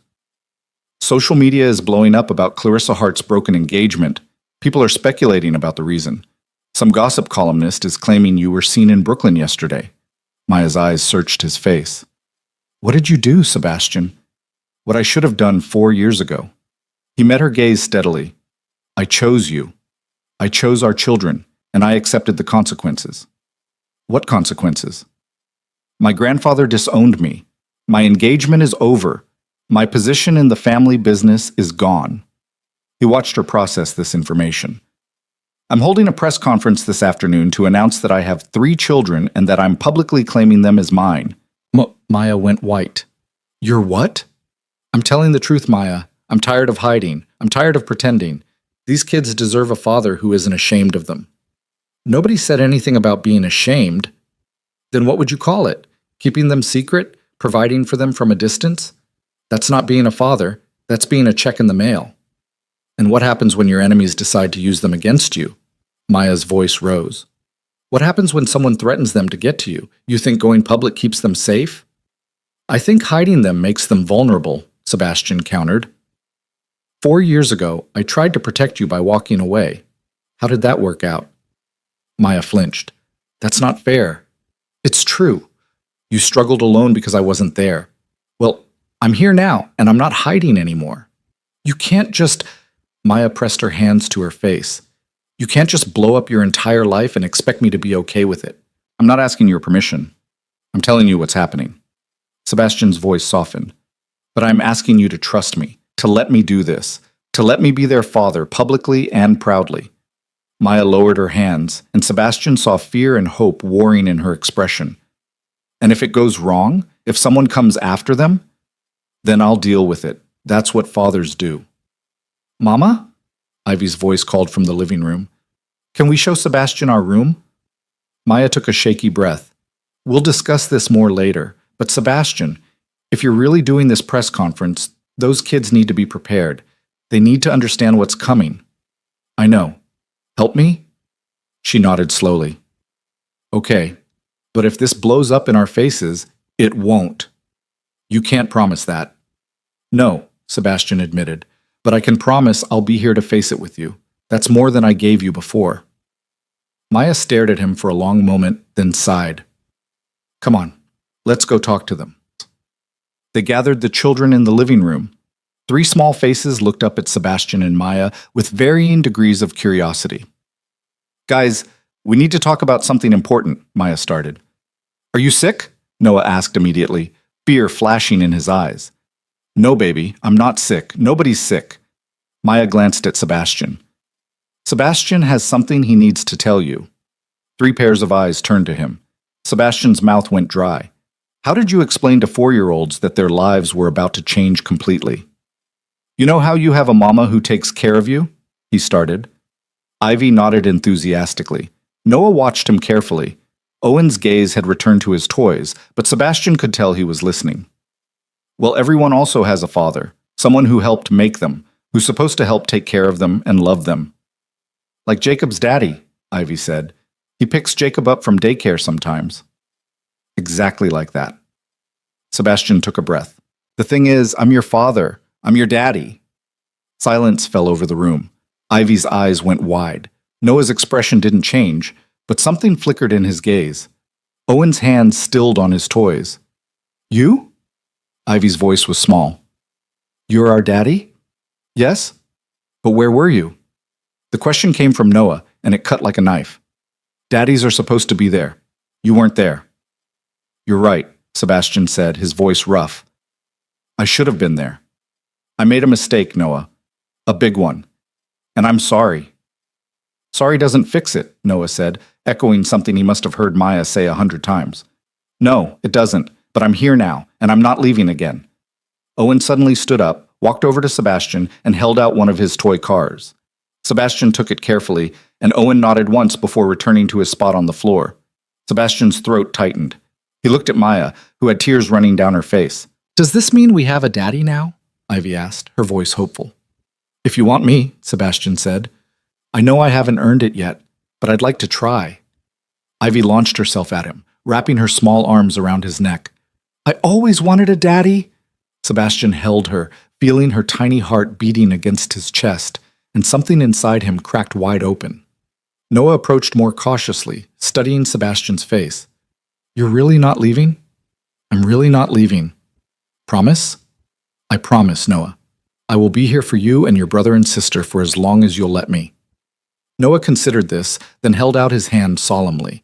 Sebastian shook it, man to man, promise to promise. Owen remained where he was, lining up his cars, but he was humming now. A sound Maya had told Sebastian meant he was content. There's something else, Sebastian said gently. This afternoon, I'm going to talk to some people with cameras, reporters, and I'm going to tell them about you guys, about being your father. Why? Noah asked. Because I'm proud of you, and because I don't want to hide you. I want the whole world to know that you're mine. Will we be on TV? Ivy's eyes sparkled. Maybe. Is that okay? Ivy nodded enthusiastically. Noah looked less certain. Owen didn't respond. It might get weird for a little while. Sebastian continued. People might take pictures, might ask questions, but I promise I'll keep you safe. Okay, Ivy said trustingly. Noah's gaze moved to his mother. Mama, is this okay? Maya wiped her eyes. Yeah, baby, it's okay. It was far from okay, Sebastian knew. This was terrifying for her, trusting him with their children's safety after he'd failed so spectacularly before. But she was doing it anyway. That afternoon, Sebastian stood in front of a room full of reporters and cameras and told the truth. He explained that he had 3 children he hadn't known about until recently. He publicly claimed them as his. He acknowledged his broken engagement and his departure from the Vale family business. And he made it very clear that anyone who came after his children would regret it. The questions came fast and furious. Where was the mother? What were the children's names? Was he seeking custody? Had there been a paternity test? Sebastian answered what he could and deflected what he couldn't. And when one particularly aggressive reporter asked if he was worried about exposing his children to danger, Sebastian's expression went cold. I'm more worried about what I'll do to anyone who threatens them, he said quietly. Next question. The press conference ended. Sebastian returned to his penthouse to find Eli waiting with news. It's chaos out there, Eli reported. Social media is losing its mind. The Vale family released a statement essentially cutting you off, and he paused. There's been chatter about the Kozlovs. Sebastian's blood ran cold. What kind of chatter? They're interested in you walking away from Victor's protection, in the children. Eli's expression was grim. We need to increase security, boss. Now. Do it, whatever it takes. That night, Sebastian returned to Brooklyn. Maya opened the door looking exhausted. It's everywhere, she said. Every channel, every website, pictures of this building, reporters asking neighbors about us. I'm sorry. Don't. She held up a hand. You warned me. I knew this was coming. It's a lot. I know. I've arranged security. There'll be someone watching the building 24/7, and I want you and the kids to move. Move where? I have a property in Brooklyn Heights. Townhouse, private, secure. You'd each have your own room. There's a yard. Good schools nearby. Maya's jaw tightened. We're not your charity case, Sebastian. You're the mother of my children. Let me keep you safe.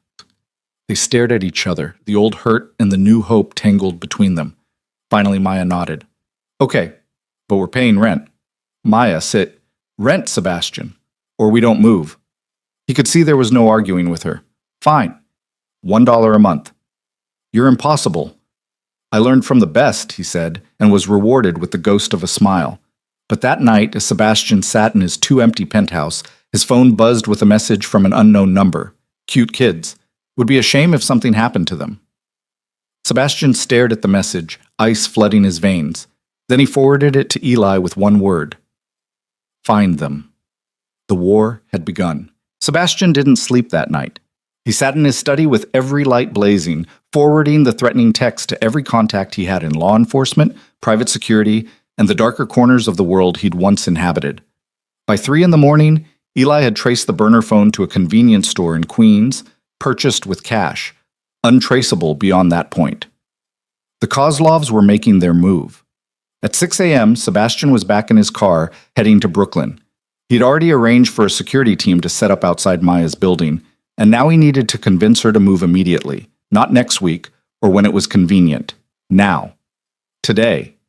Before the threat became action. Maya opened the door in her pajamas, her hair a mess, exhaustion written into every line of her face. Behind her, Sebastian could hear the sounds of children waking up, Ivy's cheerful chatter, Owen's humming, Noah's quieter voice asking questions. It's 6 a.m, Maya said. We need to move you today. Something in his tone made her straighten. What happened? Sebastian showed her the text. He watched the color drain from her face as she read it once, twice, 3 times. Oh my God, she whispered. I have people tracking down the source, but in the meantime, I need you and the kids somewhere secure. The townhouse is ready. We can have you moved in by noon. Sebastian, I can't just... Maya stopped, looking back at the apartment where her children slept. I have a business. I have obligations. You have children who are being threatened. Don't you think I know that? Her voice cracked. Don't you think I've been terrified every single day for 4 years that someone would find out about them? That someone would use them to hurt you? This is exactly what I was afraid of. I know. No, you don't know. Maya's whisper turned sharp. You had one threatening text, and you're ready to uproot our entire lives. I've had 4 years of fear, 4 years of looking over my shoulder, 4 years of checking every shadow and jumping at every strange car and lying awake wondering if today was the day someone figured out who their father was. Sebastian felt like he'd been punched. Maya. And now it's happening. Now the exact thing I was terrified of is coming true. And you're standing here telling me to trust you, to let you protect us, when you're the reason we need protection in the first place. Her voice had risen enough that small footsteps approached from the bedroom. Noah appeared in the doorway, his gray eyes worried. Mama? Why are you yelling? Maya took a shaky breath.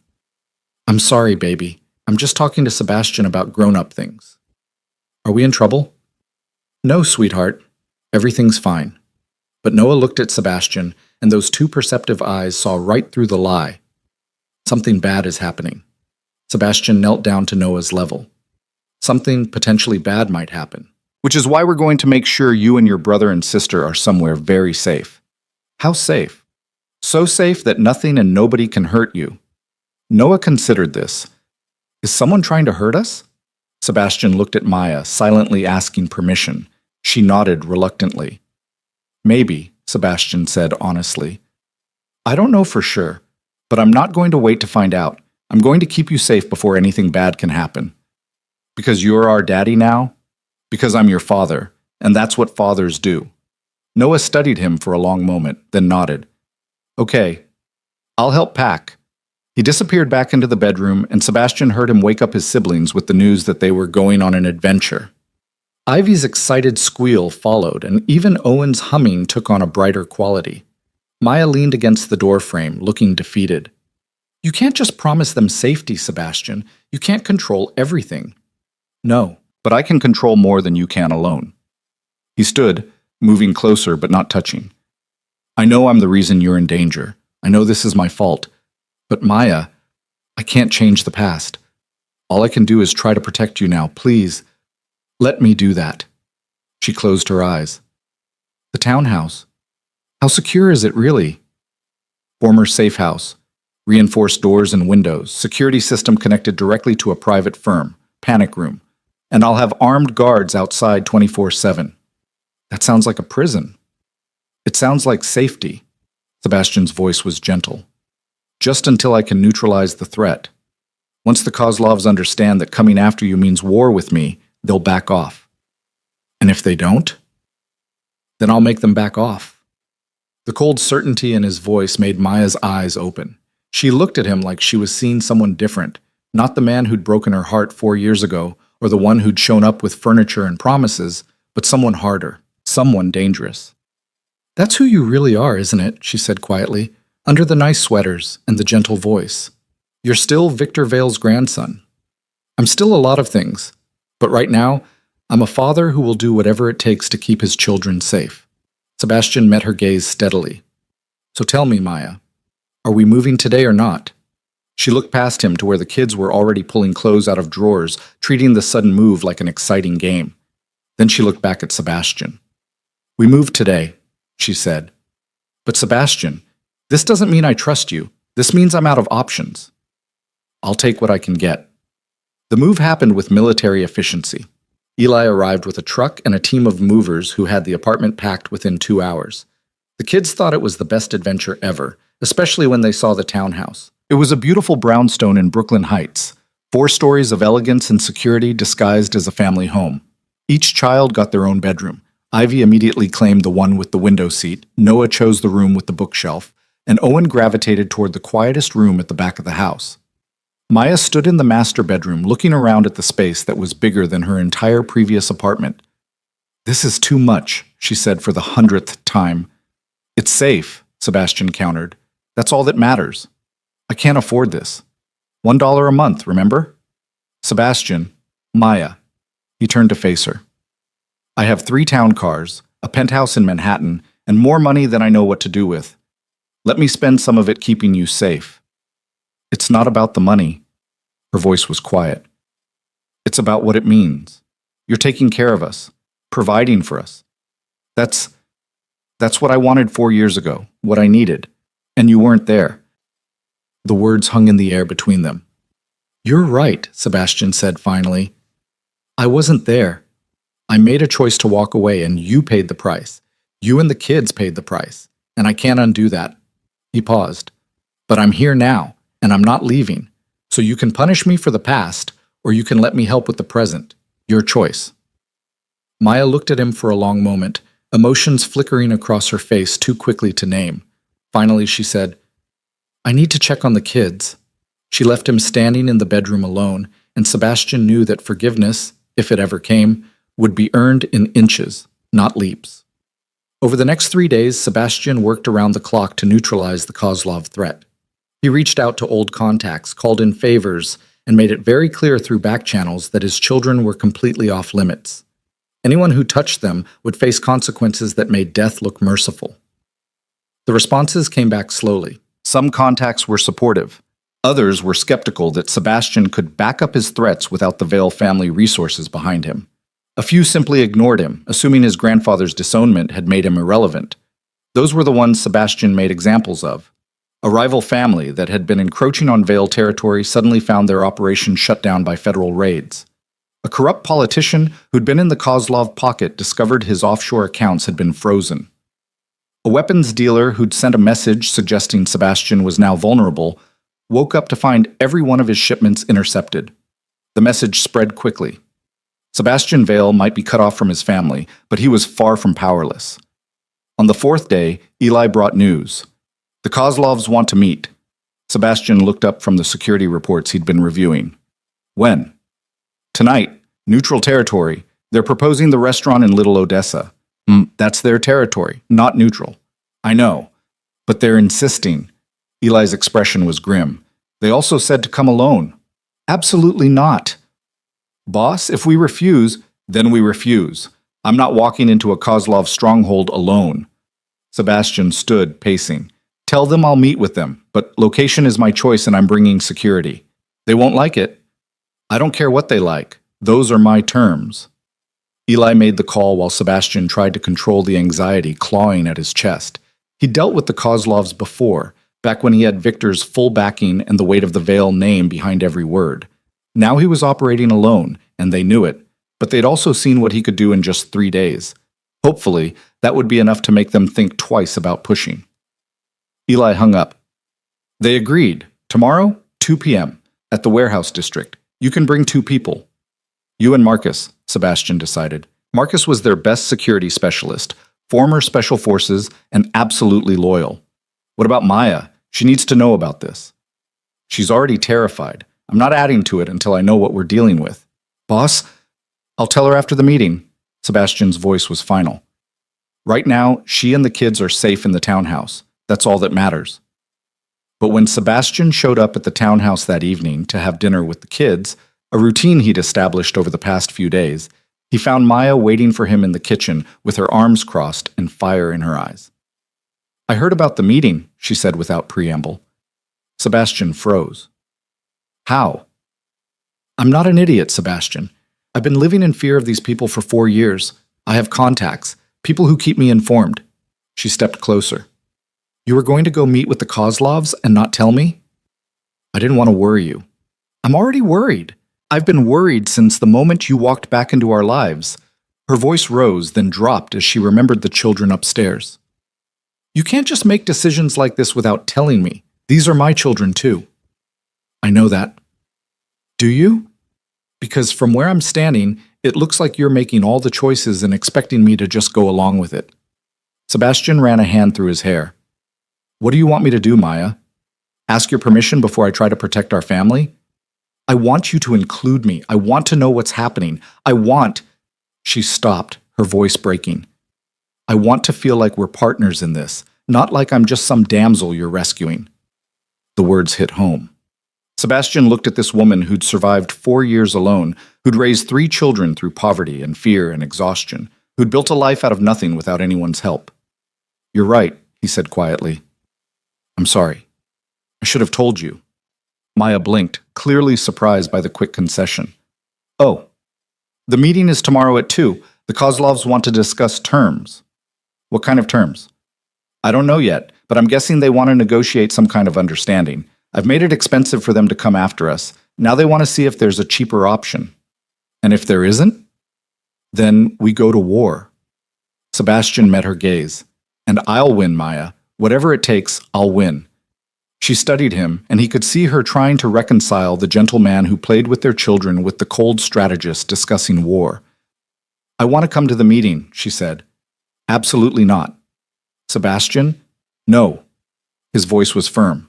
I will include you in decisions.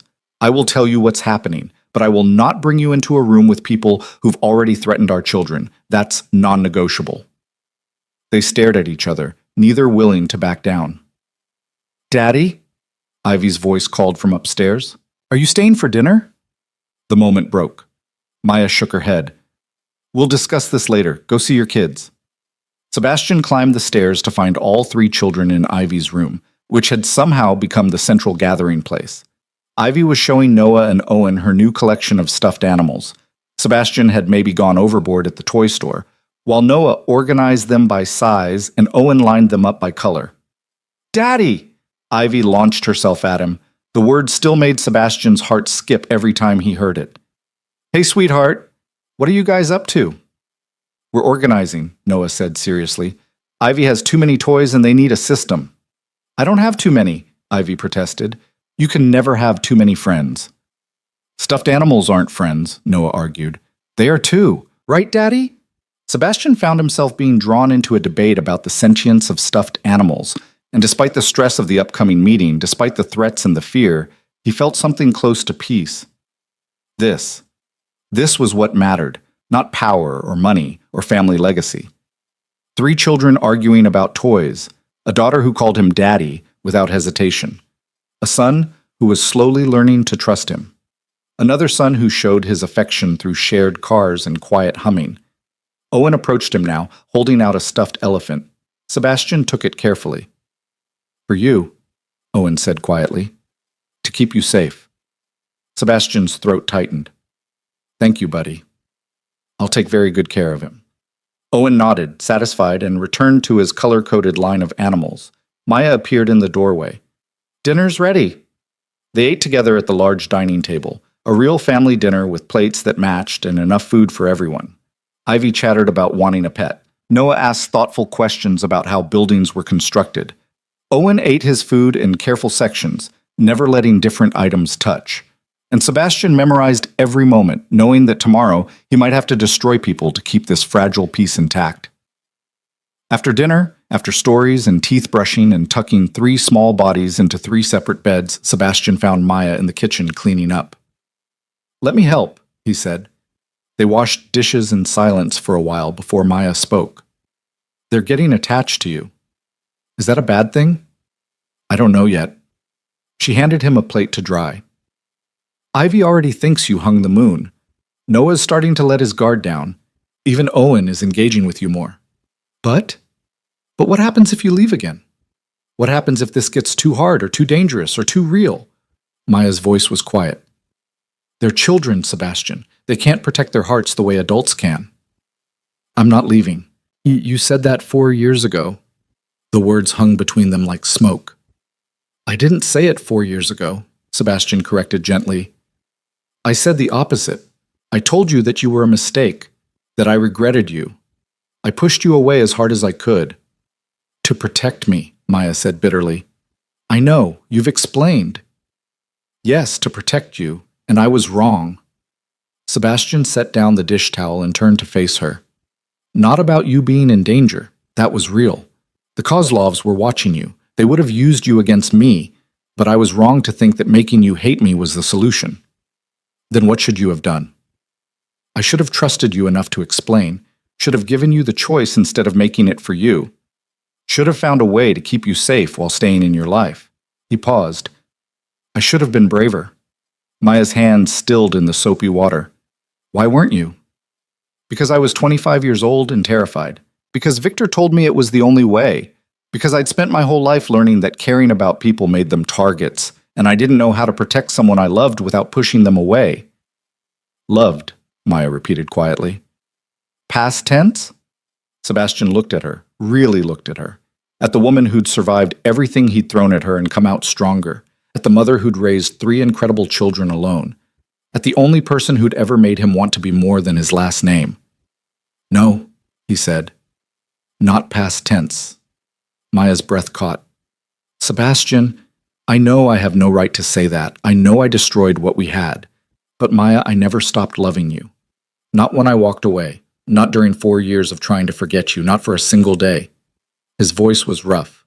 And seeing you now, seeing what you've become, seeing the way you love those kids, I love you more than I did back then. Which I didn't think was possible. Tears were streaming down Maya's face. You can't just say things like that. Why not? It's true. Because it's not fair. Her voice broke. It's not fair to tell me you love me when I'm still so angry at you, when I'm still hurt, when I don't know if I can ever trust you again. I know. Then why say it? Because I'm done hiding, done pretending, done playing it safe.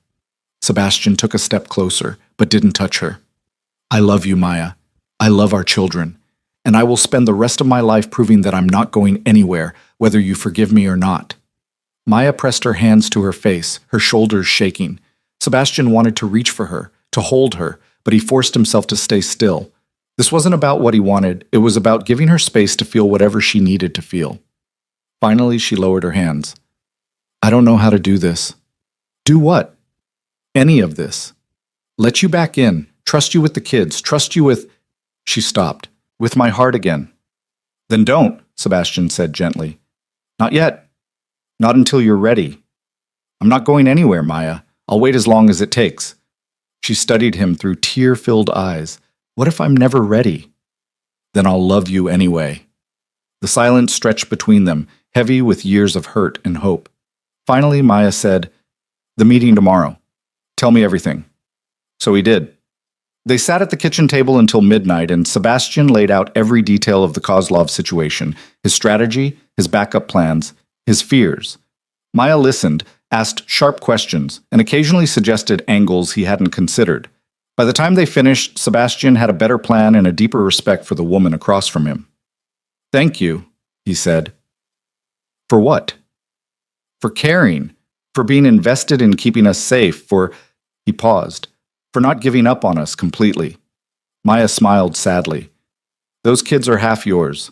Like it or not, we're connected now. I can't give up on us because that would mean giving up on them. It wasn't a declaration of love, it wasn't forgiveness, but it was something, and Sebastian would take it.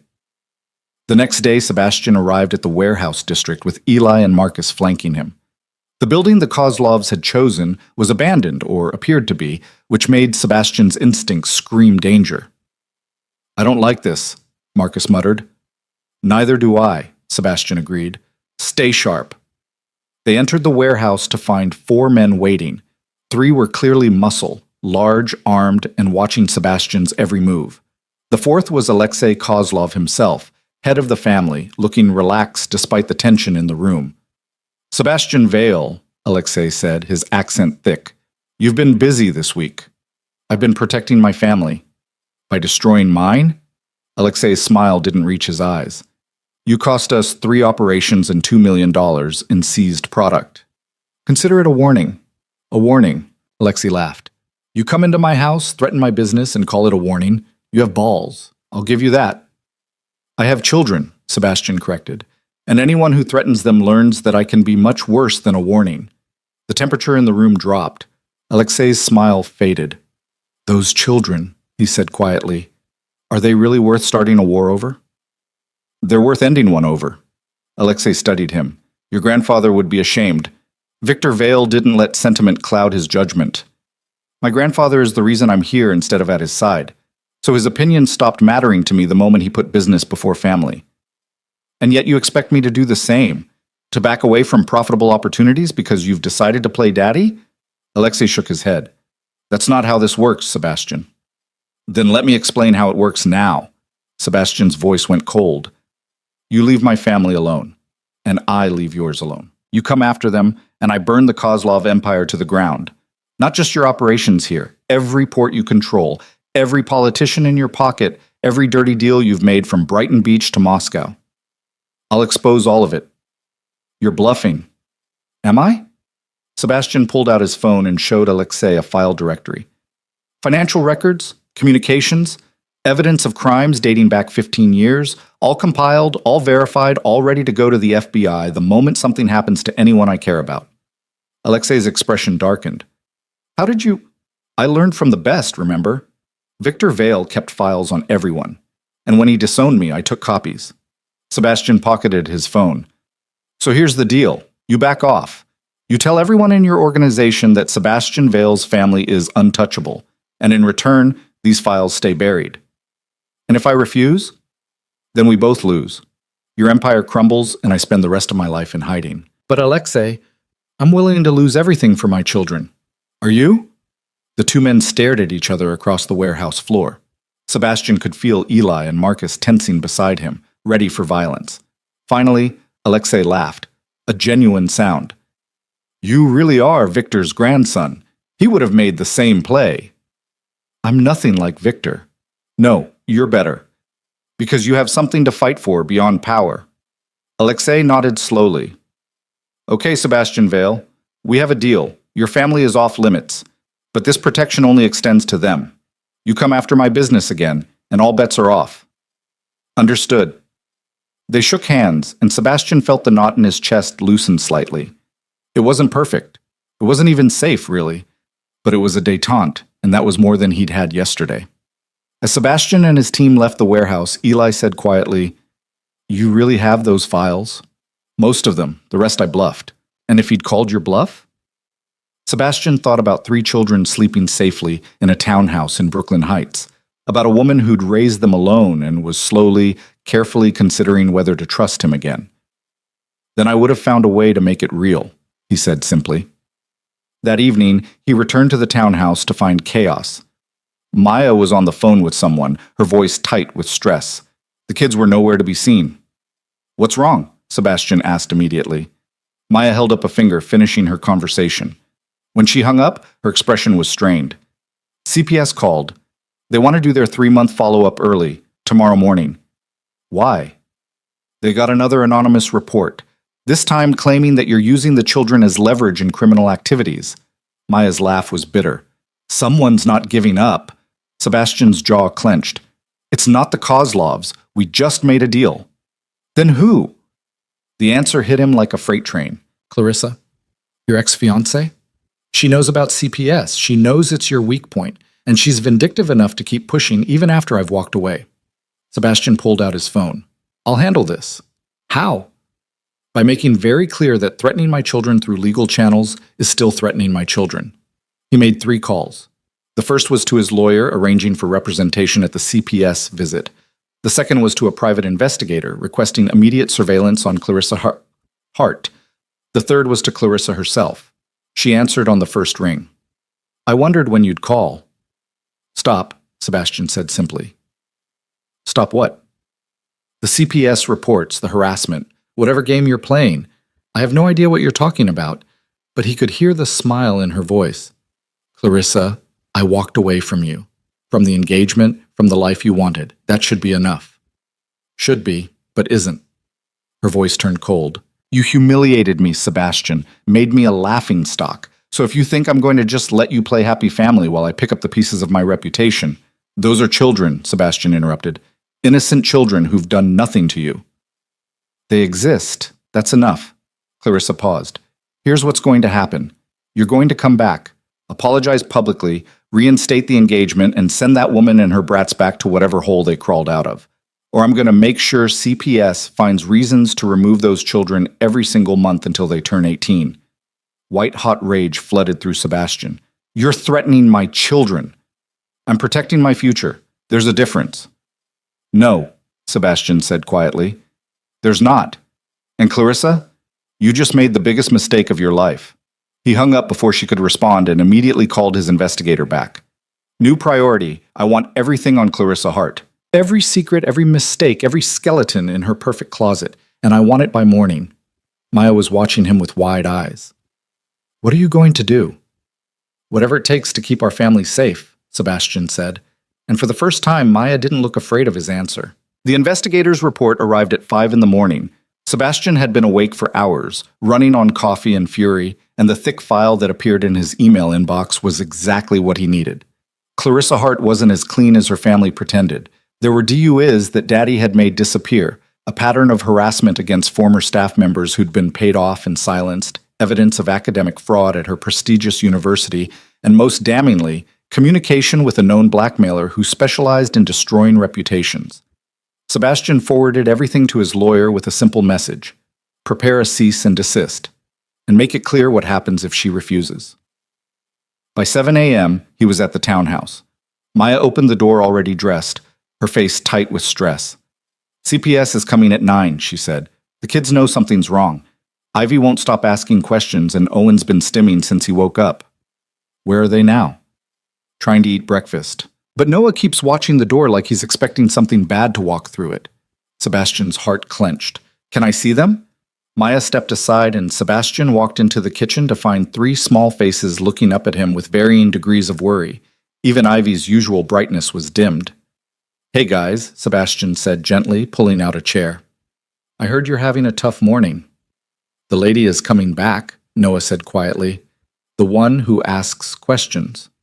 Miss Patricia, yes. She's just checking in to make sure you're all happy and healthy. But we are happy, Ivy protested. We have our own rooms and lots of toys, and you come see us every day. Why does she need to check? Because it's her job to make sure all kids are safe and loved, Sebastian explained. And you guys are, so there's nothing to worry about. Owen's hands moved in rapid patterns. Sebastian had learned over the past week that this meant his son was processing anxiety. He knelt beside Owen's chair. Hey, buddy, you okay? Owen didn't make eye contact, but his hands slowed slightly. Sebastian had also learned that sometimes just being present was enough. I brought something for you, Sebastian said, pulling a small weighted blanket from his bag. The therapist had suggested it might help during stressful moments. Want to try it? Owen took the blanket carefully, draped it over his shoulders, and immediately his stimming decreased. He looked at Sebastian briefly, just a flash of hazel eyes, and nodded.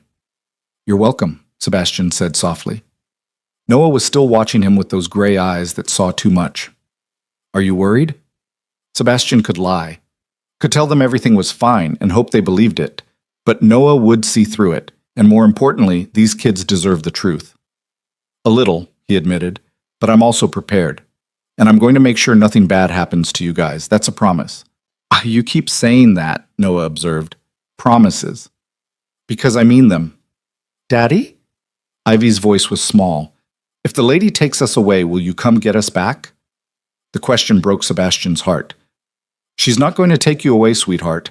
But if somehow, impossibly, anything like that happened, yes, I would move heaven and earth to bring you home. Ivy climbed into his lap, wrapping her small arms around his neck. I love you, Daddy.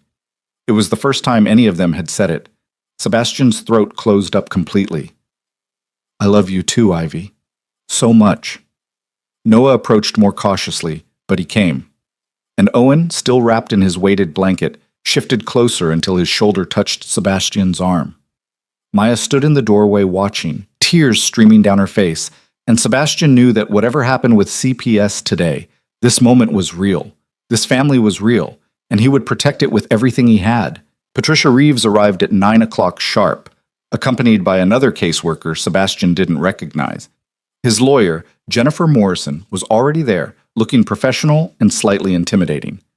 Ms. Bennett, Mr. Vale, Patricia said politely. This is my colleague, David Chen. We're here for the follow-up visit we discussed. Of course, Maya said, her voice steady despite the tension Sebastian could see in her shoulders. Please come in. The next hour was excruciating. Patricia and David walked through every room, asked detailed questions about the children's routines, observed how the kids interacted with both Maya and Sebastian. They requested documentation of school enrollment, medical care, therapy sessions. Jennifer provided everything smoothly, along with additional materials they hadn't requested. Character references, financial statements showing Sebastian's legitimate business ventures, security reports demonstrating the children's safety. Noah answered questions with his usual seriousness. Ivy was her charming self, showing the caseworkers her room and her favorite toys. Owen initially refused to engage, but when Patricia gently asked about his car collection, he carefully showed her how he organized them by color and model. They seem very settled, David observed, much more so than in the initial report. They're happy here, Maya said firmly. They have stability, security, everything they need. Patricia made notes. And Mr. Vale's involvement? This is a recent development? Yes, Sebastian said before Maya could answer. I only learned about the children 2 weeks ago. Since then, I've been establishing a relationship with them and ensuring they have everything they need. Including this residence? Including a safe home, yes. David exchanged a glance with Patricia. We've received reports suggesting that Mr. Vale's business dealings might present a danger to the children. Jennifer stepped in smoothly. Mr. Vale has severed all ties with his family's previous business interests. He's currently operating as an independent consultant with completely legitimate clients. I have documentation if you need it. We do, Patricia said. More papers were produced. Sebastian watched the caseworkers review everything, looking for holes, for problems, for any reason to substantiate whatever Clarissa had reported. They found nothing. Finally, after what felt like an eternity, Patricia closed her folder. Mr. Vale, Mrs. Bennett, may we speak with you privately? Sebastian's stomach clenched, but he nodded. Maya asked Mrs. Chen, who'd come over to help with the kids, to take them to the playroom. Once the children were out of earshot, Patricia spoke. I'm going to be direct with you. We've received 3 anonymous reports in the past 2 weeks, all claiming various concerns about this placement, unsafe living conditions, criminal activity, inadequate supervision. And? Maya's voice shook slightly. And none of them have been substantiated. What I see here is 3 children who are thriving. They're healthy, happy, well cared for, and clearly loved by both parents. Patricia paused. However, the pattern of reports is concerning. Someone is targeting this family. We know who, Sebastian said quietly, and we're handling it. Legally, I hope, David said.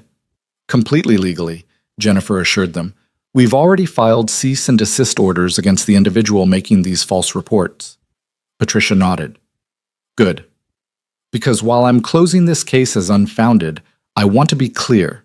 If these reports continue, we'll have to investigate each one. That's not good for anyone, especially the children. The reports will stop, Sebastian said with absolute certainty. See that they do. Patricia stood. Ms. Bennett, you're doing an excellent job with those kids. Mr. Vale, I'm glad to see you stepping up. Keep doing what you're doing. After the caseworkers left, Maya collapsed onto the couch. I can't keep doing this. Every time the doorbell rings, every time the phone buzzes, I think it's going to be them taking my babies away. Sebastian sat beside her, careful to maintain distance. It won't happen again. I'm making sure of it. How? You can't control Clarissa. Actually, I can. He pulled out his phone and showed her the summary of evidence his investigator had compiled. She's going to back off or this all becomes public. Her choice. Maya read through the file, her expression shifting from fear to shock to something almost like satisfaction. You'd really destroy her? To protect our children? Without hesitation. Our children, Maya repeated softly. You keep saying that. Because they are. Legally, biologically, emotionally, they're ours. Sebastian turned to face her. I know I haven't earned the right to call them that. I know I've only been here for 2 weeks. But Maya, they're mine in every way that matters. I know. She looked at him, really looked at him, and Sebastian saw something shift in her expression. I see it when you're with them. The way Noah seeks you out when he's worried, the way Ivy lights up when you walk in, the way Owen trusts you with his routines and his safe spaces. They're yours. And you? The question came out before Sebastian could stop it. Are you mine? Maya's breath caught. Sebastian, I'm not asking for an answer. I'm just... He stopped, trying to find the right words. I love you, Maya. I told you that before, and I meant it, but I also know that love isn't enough. I destroyed your trust, and I need to rebuild it. I'm just asking if that's even possible. If somewhere down the road you could see yourself forgiving me enough to what? Love you back? Maya's voice was soft. Sebastian, I never stopped loving you. That's the problem. Sebastian's heart stopped. What? 4 years ago when you walked away, I was devastated. But I wasn't just hurt, I was furious. Because even after everything you said, even after you destroyed me, I still loved you. She wiped at her eyes. And then I found out I was pregnant, and I had to somehow reconcile loving a man who'd abandoned me with raising children who looked just like him. Every time Noah looked at me with your eyes, every time Ivy smiled with your smile, every time Owen showed the same quiet determination you have, I saw you, and I hated that I still loved you. Maya, let me finish. She took a shaky breath. These past 2 weeks, watching you with the kids, seeing how hard you're trying, seeing you walk away from everything to choose them, it's breaking down every wall I built, and that terrifies me. Because what if you leave again? What if this gets too hard and you decide we're not worth it? That won't happen. You can't know that. Yes, I can. Sebastian moved closer, close enough to take her hand if she'd let him. Because I know what it feels like to live without you. I know what it cost me to walk away. And Maya, I would rather die than feel that way again. She was crying openly now. You hurt me so badly. I know, and I'm sorry. I'm so sorry. His own voice broke. I wish I could go back and make different choices. I wish I'd trusted you enough to tell you the truth. I wish I'd been there when you found out about the pregnancy, when you gave birth, when you struggled to keep them fed and safe. I wish I'd been the man you needed me to be. But you weren't. No. But I'm here now, and I'm not the same person I was 4 years ago. I'm not Victor's puppet anymore. I'm not afraid of choosing love over power. I'm just... He paused. I'm a man who loves you and our children more than anything in this world. And if you'll give me a chance, I'll spend the rest of my life proving it. Maya looked at their hands. She'd let him take hers at some point without him noticing. I don't know if I can do this. Then don't. Not yet. Sebastian squeezed her hand gently. But don't shut me out completely. Let me keep showing up. Let me keep being here for the kids, for you. And maybe someday you'll be able to trust me again. She nodded slowly. Okay. But Sebastian, I need time. I need to see that this is real, that you're not going to disappear when things get complicated. Take all the time you need. I'm not going anywhere. They sat together in silence, hands linked, years of hurt beginning to heal in inches. The sound of small feet running broke the moment. Ivy burst into the room, followed by her brothers. Is the meeting over? Can we play now? Ivy's energy was back in full force. Meeting's over, Maya confirmed, wiping her eyes. What do you want to play? Can Daddy stay? Ivy looked at Sebastian hopefully. Please? Sebastian looked at Maya, who nodded. I can stay. The afternoon dissolved into the kind of domestic chaos Sebastian was learning to love. They built elaborate block towers that Owen organized and Ivy gleefully knocked down. They read stories with Noah providing detailed commentary on plot holes. They had an impromptu dance party in the living room that left everyone breathless and laughing. And through it all, Sebastian felt the pieces of his life finally clicking into place. This was what mattered. Not empires or power or family legacy, just this. 3 children and a woman who was slowly, carefully learning to trust him again. That evening, after the kids were in bed, Sebastian's phone rang. It was Jennifer. Clarissa's lawyer just called, she said. She's agreeing to all our terms. No more CPS reports, no more harassment, complete radio silence. In exchange, we don't release any of the information we found. Sebastian felt tension he hadn't realized he was carrying release from his shoulders. She signed? Everything. It's over, Sebastian. Your family is safe. After he hung up, he found Maya in the kitchen making tea. That was my lawyer. Clarissa backed down, signed a legally binding agreement to leave us alone. Maya turned to him, hope blooming across her face. Really? Really. It's over. She sagged against the counter. Oh, thank God. I was so scared that this would never end, that we'd be looking over our shoulders forever. We're safe now. The Kozlovs have agreed to leave us alone. Clarissa is legally bound to stop. And I've made it very clear to anyone else who might be interested that this family is completely off limits. Sebastian moved closer. You can breathe, Maya. We're safe. She launched herself at him without warning, wrapping her arms around his neck. Sebastian caught her automatically, holding her close, breathing in the scent of her hair and feeling her heart beating against his chest. Thank you, she whispered. Thank you for keeping us safe. Always, he promised. For as long as I'm breathing, I'll keep you safe. They stood there for a long moment, holding each other, before Maya pulled back slightly. Her eyes were wet, but she was smiling. I think, she started, then stopped. I think maybe I'm ready. Ready for what? To try. To see if we can be something again. Not right away, but eventually. She looked up at him. You've been showing up every day for 2 weeks. You've protected us, fought for us, chosen us over everything else. Maybe it's time I stopped waiting for you to leave and started believing you'll stay. Sebastian's heart felt too big for his chest. Are you sure? No, Maya admitted. I'm terrified. But I'm tired of being afraid, and I'm tired of loving you from a distance. So maybe we could try? Slowly? As slow as you need, Sebastian promised. He cupped her face gently. Maya Bennett, I am going to court you like we're starting fresh. I'm going to take you on dates and bring you flowers and earn your trust one day at a time. And when you're ready, if you're ready, I'm going to ask you to marry me. For real this time. Not an arranged engagement or a business transaction. Just me asking you to spend your life with someone who loves you more than he loves breathing. That's a pretty big promise. I'm a pretty determined man. He smiled. Besides, I have 3 very persuasive assistants who keep asking when Mama and Daddy are going to get married like their friends' parents. Maya laughed through her tears. They've been asking you that? Every single day. Ivy has strong opinions about what kind of dress you should wear. Of course she does. They stood together in the kitchen, foreheads touching, breathing the same air, and Sebastian felt hope blooming for the first time in 4 years. Over the next 6 months, Sebastian kept his promise. He showed up every single day, not as an obligation, but as a joy. He learned the rhythms of the household, Owen's therapy schedule, Noah's preference for bedtime stories about space, Ivy's endless energy that required multiple outlets.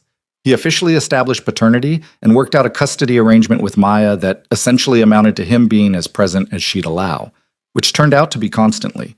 He started a legitimate consulting business, using his strategic mind and connections for legal purposes. It wasn't as lucrative as the Vale Empire, but it was honest work that let him sleep at night. He had dinner with the family every evening, read bedtime stories, attended therapy sessions, showed up for school events, learned to braid hair when Ivy demanded it, mastered the art of parallel play with Owen, had increasingly complex philosophical discussions with Noah, and slowly, carefully, he courted Maya. First dates were coffee while the kids were at school, then dinners after they were asleep. Long walks through Brooklyn, too. Conversations that stretched for hours about everything and nothing, rebuilding the connection they'd once had, but stronger this time, rooted in truth instead of secrets. 3 months in, Sebastian kissed her for the first time since they'd reunited. They were in the kitchen after a particularly chaotic family dinner, and Maya was laughing at something Ivy had said, and Sebastian couldn't help himself.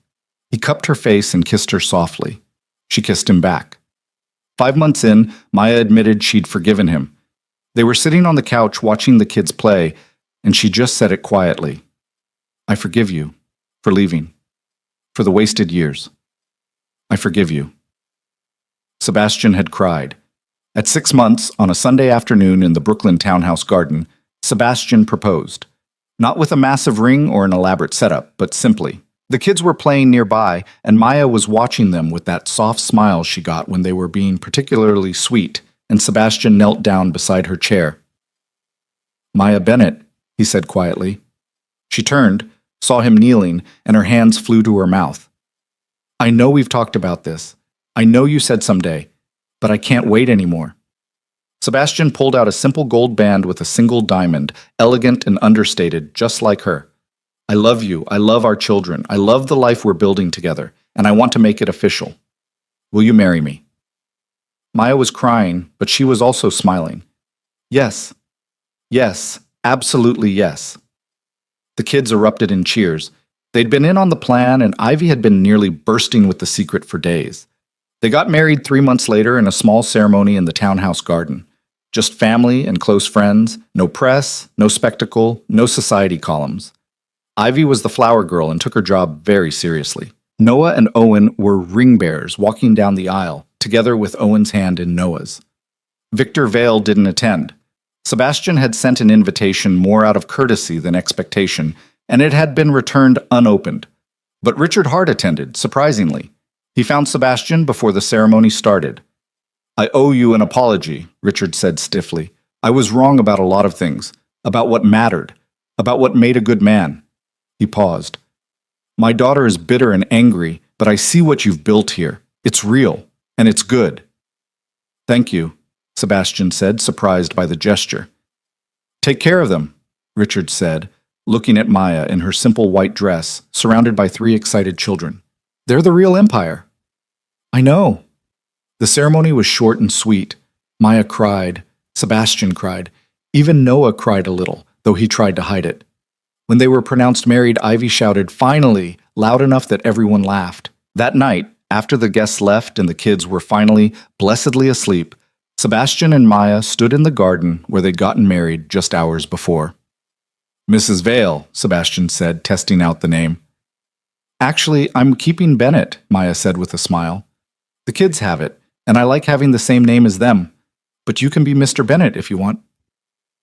"I'd be honored to be Mr. Bennett." She laughed and kissed him. "I can't believe we're here. 6 months ago, I was terrified of you. Now I'm married to you." "Terrified of me?" "Of what you represented. Of getting hurt again. Of letting the kids get attached and having you disappear." She wrapped her arms around his waist. "But you didn't disappear. You stayed. Even when it was hard, even when I pushed you away, you stayed. I told you I would. I know, but it's different experiencing it. Knowing that when things get complicated, you don't run. You just stay and fight and love us through it." Sebastian pulled her closer. "That's what family does." "Is this what you imagined?" Maya asked. "When you thought about your future? A townhouse in Brooklyn with 3 kids and a wife who owns a food truck?" Sebastian thought about the penthouse in Manhattan he'd given up, the empire he'd walked away from, the life of power and influence he'd traded for bedtime stories and therapy sessions and chaotic family dinners. "No," he said honestly, "this is better than anything I ever imagined." 1 year later, Sebastian sat in the audience of Owen's school performance. His son was participating in a play about community helpers, and while Owen had refused a speaking part, he'd agreed to be on stage if he could be a crossing guard who just held up a stop sign. It was a small victory, but Sebastian had learned that with Owen, small victories were everything. Noah sat beside him, whispering commentary about the plot. Ivy was on Maya's other side, waving enthusiastically every time she saw Owen, even though he was just standing there. When the performance ended, Owen came running, actually running, which he rarely did, straight to Sebastian. "I did it," he said, his voice quiet but proud. "You did," Sebastian confirmed, kneeling down to his level. "You were amazing, buddy."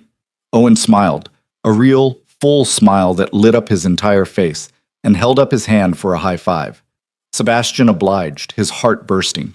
"Can we get ice cream?" Ivy asked. "To celebrate?" "Absolutely," Maya agreed. They walked to the ice cream shop as a family, Sebastian and Maya hand in hand, the kids running ahead but never too far. Noah kept checking back to make sure they were following. Ivy narrated everything they passed. Owen hummed his contentment. Inside the shop, while the kids debated flavors, an older woman approached Sebastian. He tensed instinctively, still not entirely comfortable with strangers approaching, even after a year of quiet family life. "I'm sorry to interrupt," the woman said, "but I just wanted to say, you have a beautiful family." Sebastian looked at Maya, who was helping Owen decide between chocolate and vanilla. At Noah, who was explaining the mathematical probability of which flavor combination was optimal. At Ivy, who was charming the teenager behind the counter. "Thank you," he said, and meant it with his entire soul. "I really do." That night, after ice cream and dinner and baths and bedtime stories, Sebastian found Maya in their bedroom. She was looking at photos from Owen's performance on her phone, smiling. "What are you thinking about?" he asked, climbing into bed beside her. "How different life is now. How a year ago I was terrified every single day, and now..." She gestured around the room, at the house they'd made into a home, at the life they'd built. "Now I'm happy. Really, genuinely happy." "Me too." She set down her phone and turned to face him. "Do you ever regret it? Walking away from everything?" Sebastian thought about his grandfather, who he hadn't spoken to in over a year, about the empire he'd given up, about the life of power and influence he could have had. Then he thought about this morning, when Ivy had climbed into bed with them at 6 a.m. to announce that she'd lost her first tooth. About yesterday, when Noah had asked him to help with a school project about families. About last week, when Owen had let Sebastian hug him for a full 30 seconds without pulling away. Not even for a second, he said truthfully. Maya kissed him softly. Good, because you're stuck with us now. Best decision I ever made. Outside their window, Brooklyn hummed with evening life. Somewhere across the river, the Manhattan skyline glittered with the promise of power and wealth and everything Sebastian had walked away from. But inside this brownstone, in this bed, with this woman beside him and 3 children sleeping safely down the hall, Sebastian Vale had everything he'd ever actually needed. He had a family who loved him not for his name or his money or his connections, but for who he was when he showed up every day. For the father who learned to braid hair and memorize therapy techniques and play endless games of hide and seek in a house too small to really hide. For the man who chose them over everything else and never once looked back.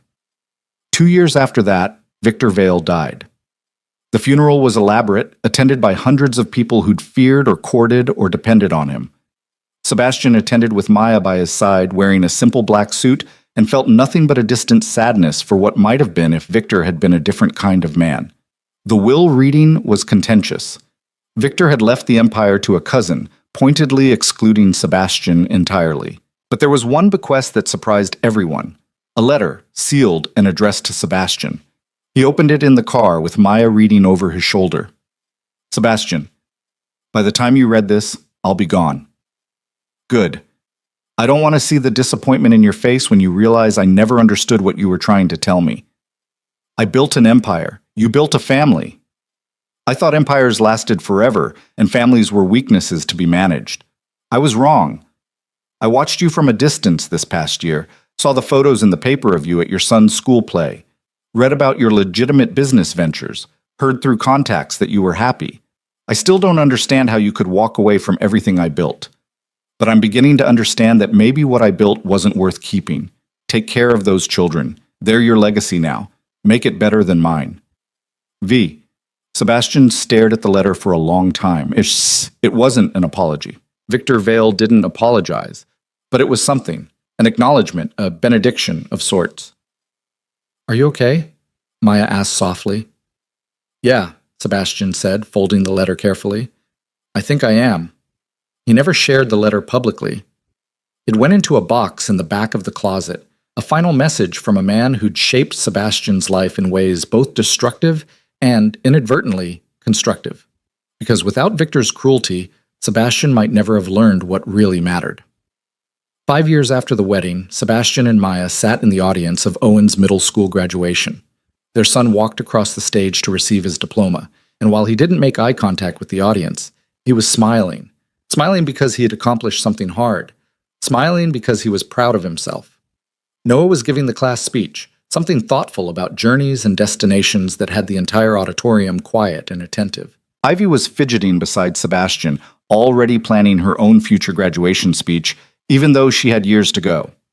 After the ceremony, they went to dinner at a small restaurant in Brooklyn, the one Maya had opened 2 years ago, funded partially by Sebastian's consulting business and partially by a small business loan she'd insisted on taking out herself. It was called the Three Kings, named after their children, and it was always busy with neighborhood families who appreciated good food and reasonable prices. Tonight, though, the restaurant was closed for a private party, just family and close friends celebrating Owen's graduation. Eli was there with his wife, Mrs. Chen, who'd become like a grandmother to the kids. Jenny, Owen's longtime therapist, who'd watched him grow from a nonverbal 4-year-old into a thriving preteen. A few of Maya's friends from the old neighborhood who'd supported her through the hard years. And in the corner, surprisingly, Richard Hart, who'd stayed in touch over the years and had become an unlikely ally and friend. Sebastian watched his family, and it was his family now, all of them, celebrating together, and felt that bone-deep contentment he'd learned to recognize as happiness. Daddy? Ivy appeared at his elbow. She was 10 now, all long legs and boundless energy. Noah wants to know if he can make a toast. Of course he can. Noah stood, tapping his glass for attention. At 12, he was already showing signs of the man he'd become. Serious, thoughtful, with those gray veil eyes that saw everything. "I want to say something," Noah announced. "About family." The room quieted. "When I was really little, it was just me and Ivy and Owen and Mama. And that was enough because Mama loved us so much that we didn't know we were missing anything." Noah looked at Maya, who was already tearing up. "But then our dad came back. And at first I didn't trust him. I thought he'd leave again. I thought maybe we were just, I don't know, a project or something." Sebastian's throat tightened. "But he didn't leave. He stayed. He learned what foods Owen wouldn't eat and how to braid Ivy's hair, and he listened to all my questions even when they were annoying." Noah smiled. "He became our dad. Not just the guy whose DNA we share, but our actual dad who showed up every single day." "Noah!" Sebastian's voice cracked. "Wait, I'm not done." Noah grinned. "What I'm trying to say is, family isn't just who you're born to. It's who stays. It's who fights for you and loves you and shows up even when it's hard. And Dad?" He looked directly at Sebastian. "You showed up, and you stayed, so thank you." The room erupted in applause. Sebastian stood and pulled Noah into a hug, not caring that his 12-year-old son might find it embarrassing. "Thank you," he whispered, "for giving me a chance to be your dad." "Thanks for taking it," Noah whispered back. Later that night, after the party, after the kids were finally asleep in their respective rooms, Sebastian and Maya stood on the back deck of the townhouse looking out at the Brooklyn night. "Can you believe it's been 5 years?" Maya asked, leaning into his side. "Sometimes it feels like yesterday. Sometimes it feels like forever. Do you ever wonder what life would be like if you hadn't seen us in the park that day?" Sebastian thought about it.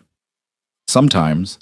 But then I remember that you would have figured it out eventually. You're too strong to let anything keep you down for long. You would have pulled yourself and the kids up without me." "Maybe, but it would have been harder. And lonelier," Sebastian added, "for both of us." Maya turned to face him. "I'm glad you came back. I'm glad you fought for us. I'm glad—" She paused, smiling. "I'm glad you chose us." "Every single day," Sebastian promised. "For the rest of my life, I choose you. I choose them. I choose this." He kissed her under the Brooklyn stars, in the garden of the home they'd built together, with 3 children sleeping safely inside, and knew that he'd finally found what he'd been searching for his entire life. Not power, not legacy, not the Vale Empire or anything Victor had tried to make him value. Just love. Just family. Just the simple, profound joy of being exactly where he belonged. And it was more than enough. It was everything.